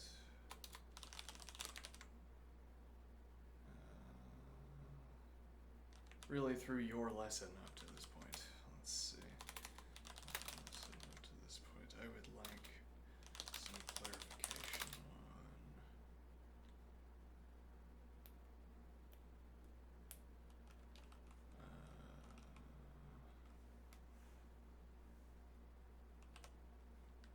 this point. Let's see.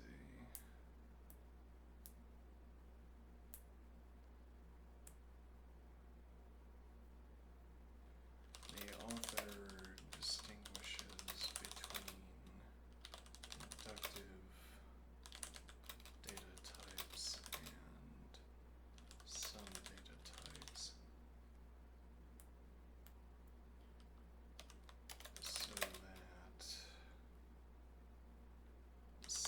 So that some data types are a superset of inductive data types. So that some data types are a superset of inductive data types. The inductive data type has the additional requirement. Has the additional requirement that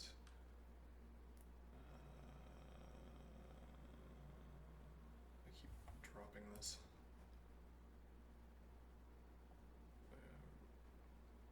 Of recursion. Oh, of self-reference. The inductive data type has the additional requirement of recursion in its definition. Now, our earlier shape type to it.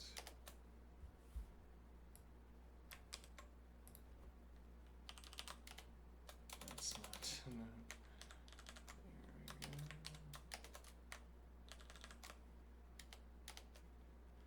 It's introduced with inductive. So I can imagine a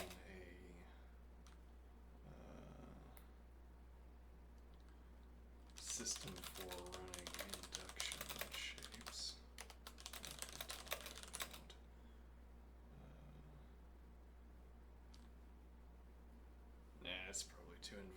a side branch. I can imagine a system for running an induction on shapes. We could talk about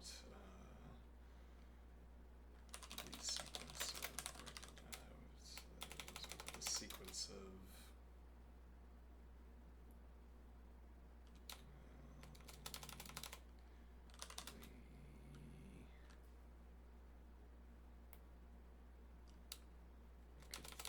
think about polygons as instantiating a pattern that begins at triangles and terminates at circles. I don't think that is what is going on here.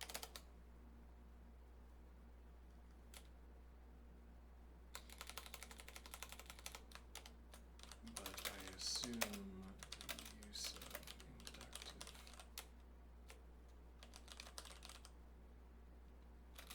between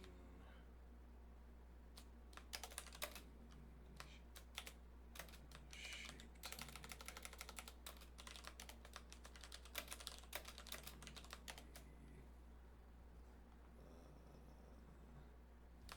EXPR type defined later does not tell us that.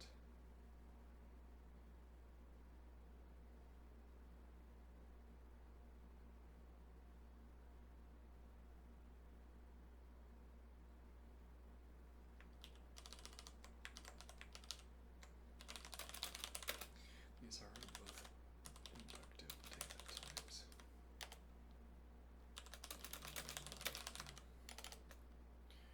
Alright, that will be question 1. Yeah, we can just go with that.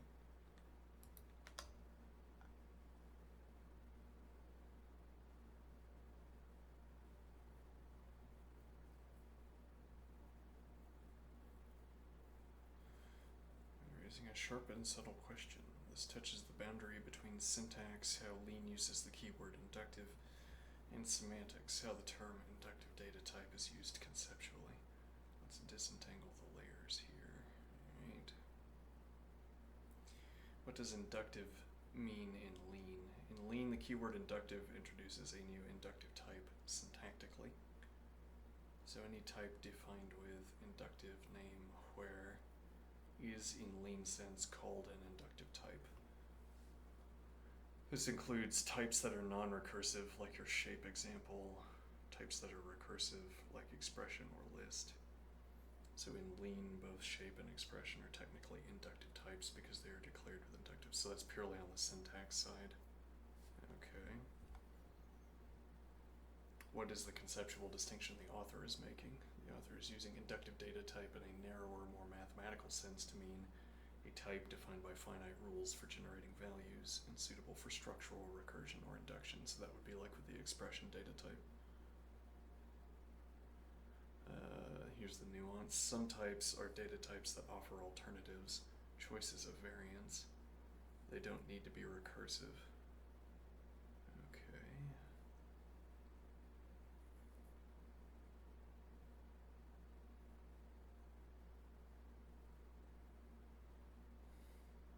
Shape, bool, and option alpha are all some types. Inductive data types in the author sense are some types that are recursive, which enables induction principles. So in this usage, shape is a sum type, has multiple constructors. Expression and list are inductive data types, recursive sum types. Alright, so is shape an inductive data type? Yeah, in Lean syntactic sense, yes. Because you wrote inductive shape, it's an inductive type in Lean. Right, in the author's stricter conceptual sense, no. Because shape is not recursive, it doesn't refer to itself in its own definition. Yet. Therefore, there is no induction principle to generate all shapes by smaller shapes. Yet. So it's a sum type, but not conceptually an inductive type. Yes, well, if all you did was say you can generate an n-gon by providing a value for n, and then I will put the number into the expression in-gone. Let's see, and that's how we make shapes of higher side counts. Analogy, think of it like this: all recursive data types are declared with inductive, but not all inductive declarations define recursive data types, just like all squares are rectangles, but not all rectangles are squared. One of the more useful paradigms, paradigmatic, or one of the more useful grammatical structures. Let's see, summary. Declared with inductive, shape bool list expression is recursive for list and expression is some type. Okay, inductive data type. You're exactly right.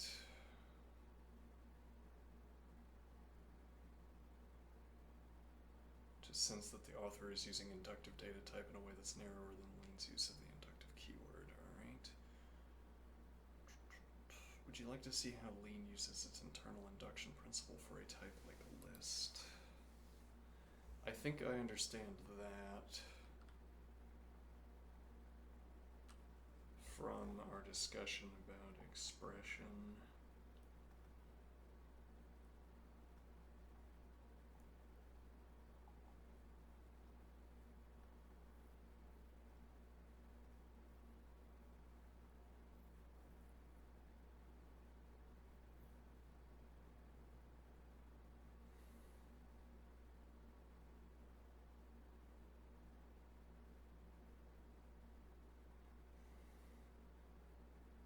Something this interaction is useful for is developing a sense of the grammar, how words are used, I am thinking.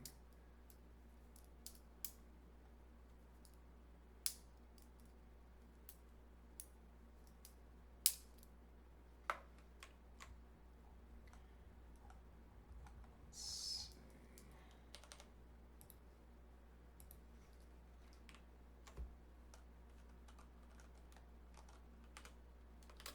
I think I understand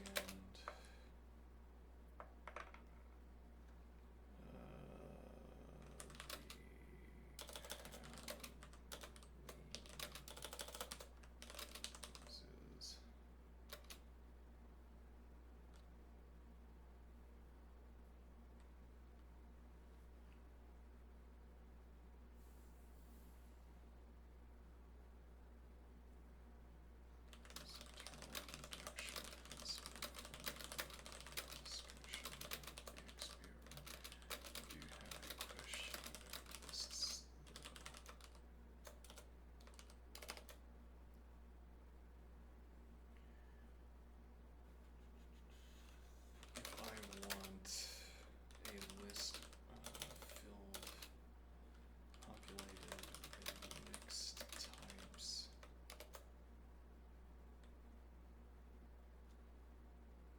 Seemingly, I must produce this by placing the mixed types.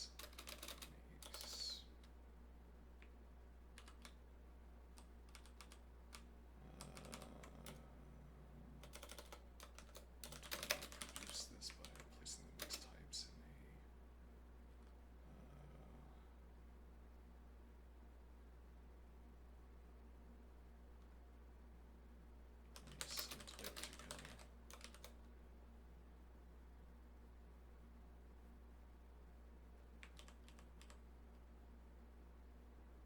type together. If I want a list populated with mixed types, do I produce this by placing the mixed types in a sum type together?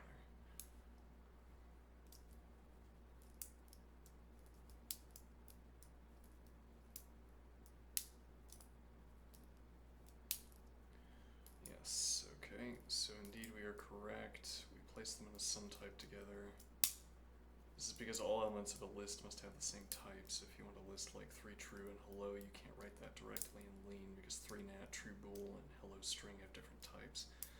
But you can write inductive value. So inductive in general is merely our way of creating a type where maybe that is, let me see up here.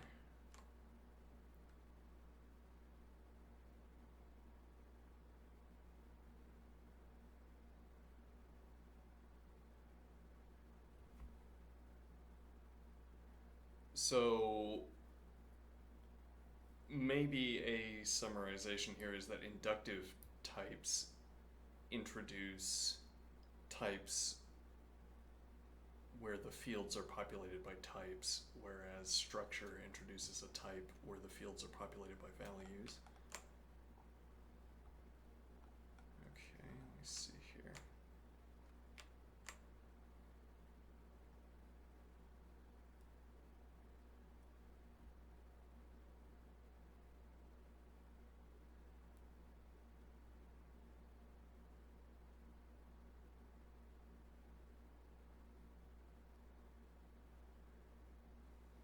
Pattern matching to consume. You can then use pattern matching to work with this list. Def describe value to string.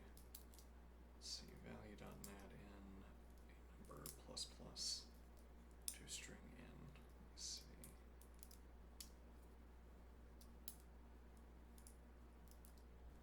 So if we have,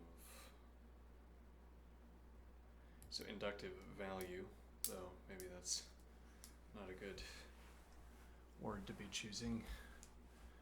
So some type that can hold any of the three types, and you can make a list. So value.nat, value.bool, value.string. Okay, and each of these, nat bool string, to a number, a boolean, a string.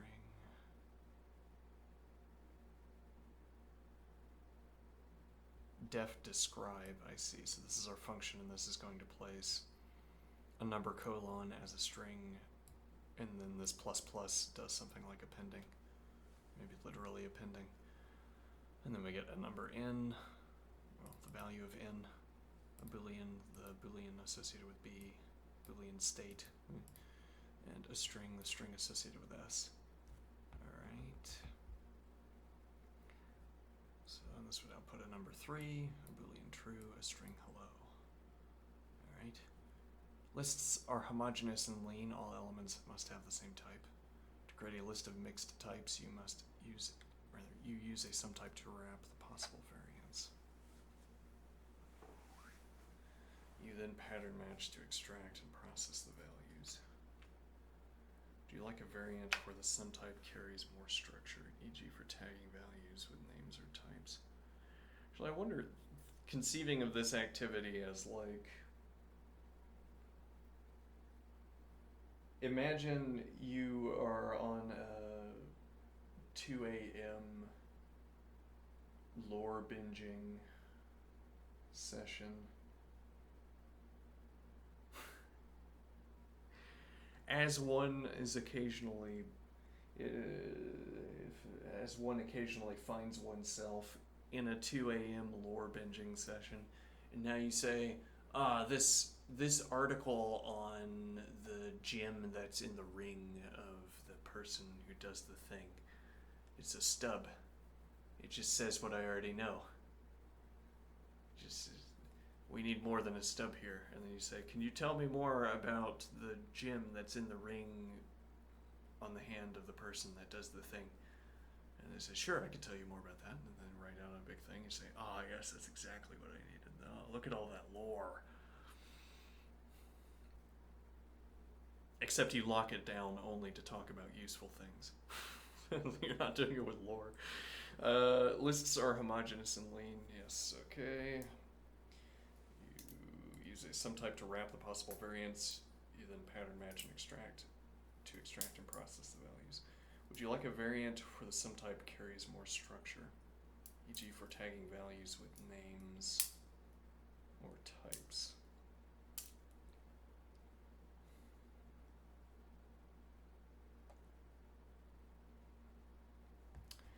So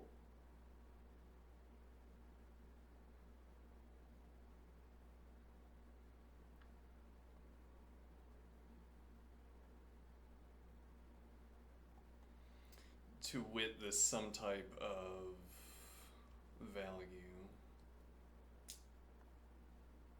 I don't know, I'm not sure what this is offering here. Also, what time is it? Oh, alright, well, we're done.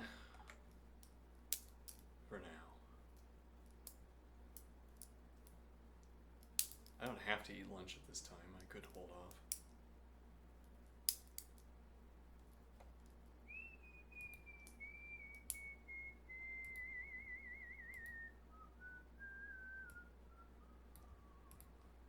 Alright, this would otherwise... Yeah, I mean, I can see how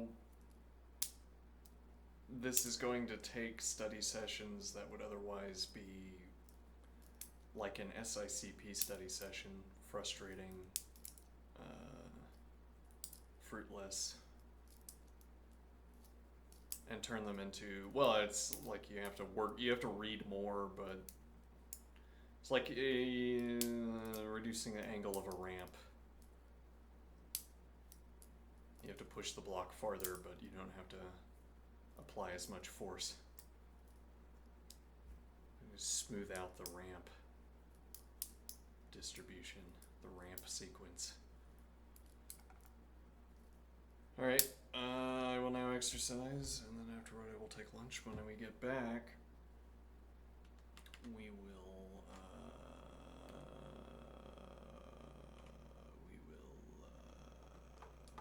in all likelihood, we will do Racket. We will do LeetCode problems. We'll check in on the daily problem, see if it's feasible.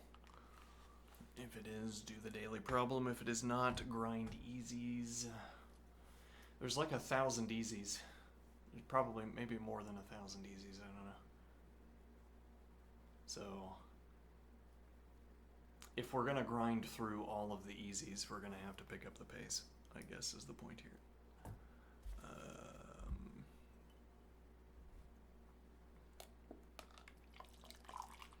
Is it desirable to grind through all of the easies?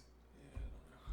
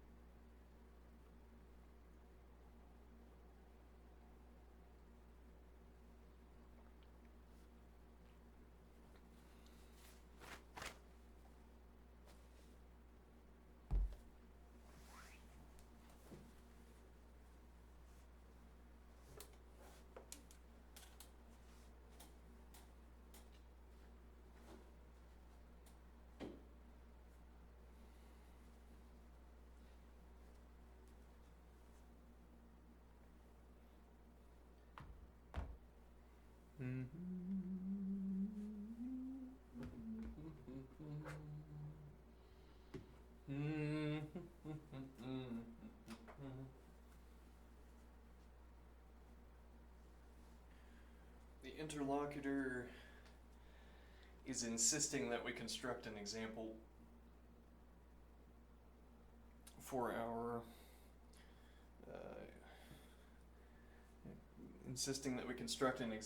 our remarks on the Foundation's progress. And why is this so low? I feel like that's quite low, right? Yeah, I mean, that redded it out, but... Alright, is insisting that we construct a example, that we construct a scene. Okay, I think I will ask whether the interlocutor is willing to switch over to music-based examples.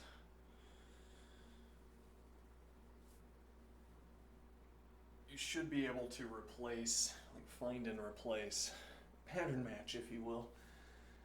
You should be able to perform pattern matching to replace any example we work through with alternative examples. Well, but the pattern matching here would say something like, this section is a technical discussion, so replace this with a technical discussion that hones in on this particular case or hones in on this kind of observation. Might not always be obvious how to perform that switch, but it should always be doable. But yeah, a point here. I chose coders and code examples because,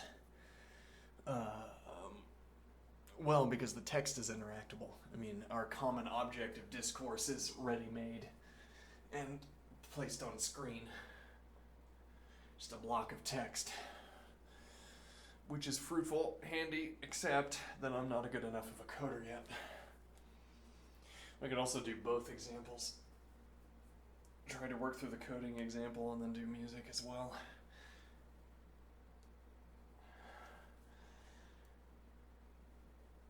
I think I might be trying to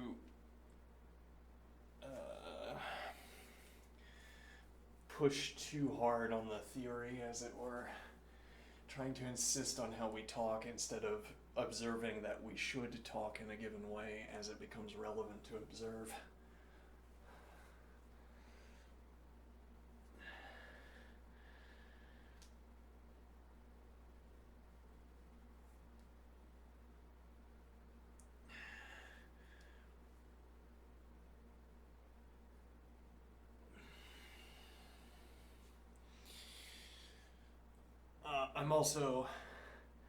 I've become increasingly fearful the discussion with the interlocutor about remarks on the foundations has gone remarkably well, I would say.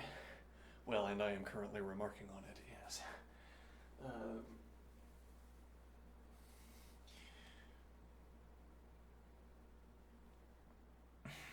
But it's like the better the discussion goes, the more worried I am that I'm going to screw it up.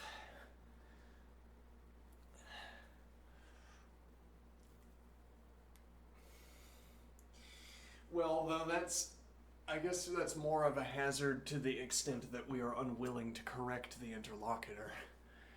Like if we rely too heavily on the interlocutor to carry the discussion forward, then there are going to slip forward objections, unnoted objections, and the conversation will drift further and further away from what I can keep stable, as it were.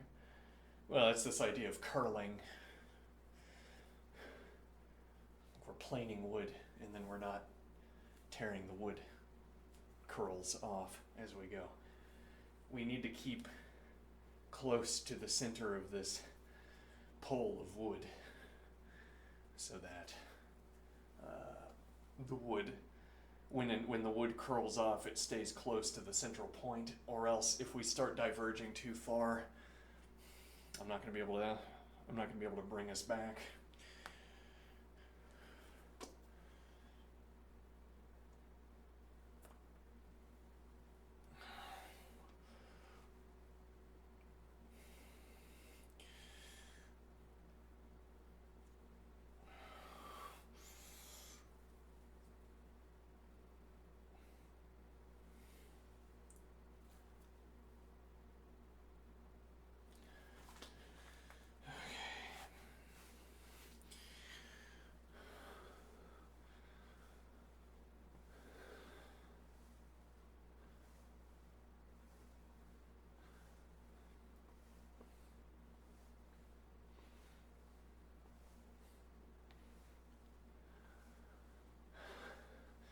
I could say generate the dialogue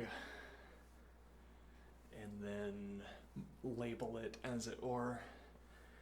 Talk about how you think this dialogue exemplifies the various discussion points we've had up to here. And then say, try to do it again, except with music. Using your description as a template, are you able to swap the details? Hot swap. Yeah. Hot swap the details.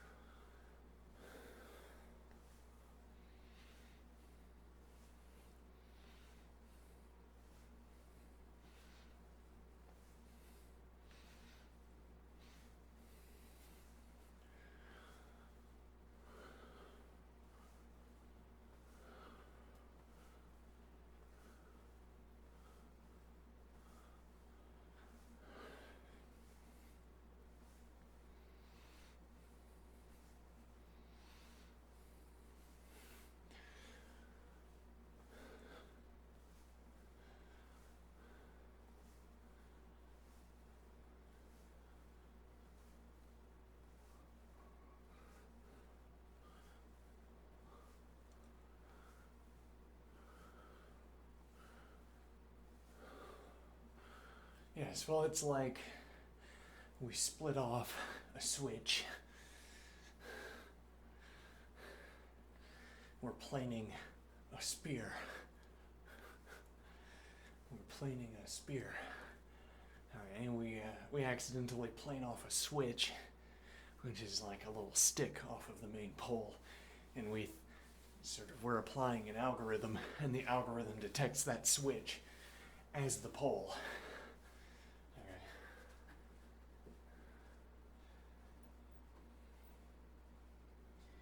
And so we continue our planing according to an in-natural sequence. We continue our planing, and then we run out of stick. We run out of wood because we were planing the switch instead of the pole.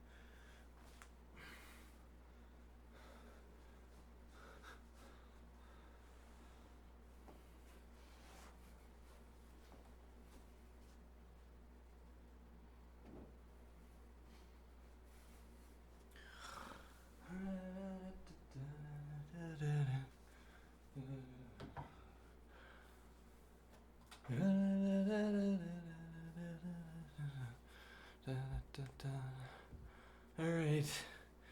See you soon.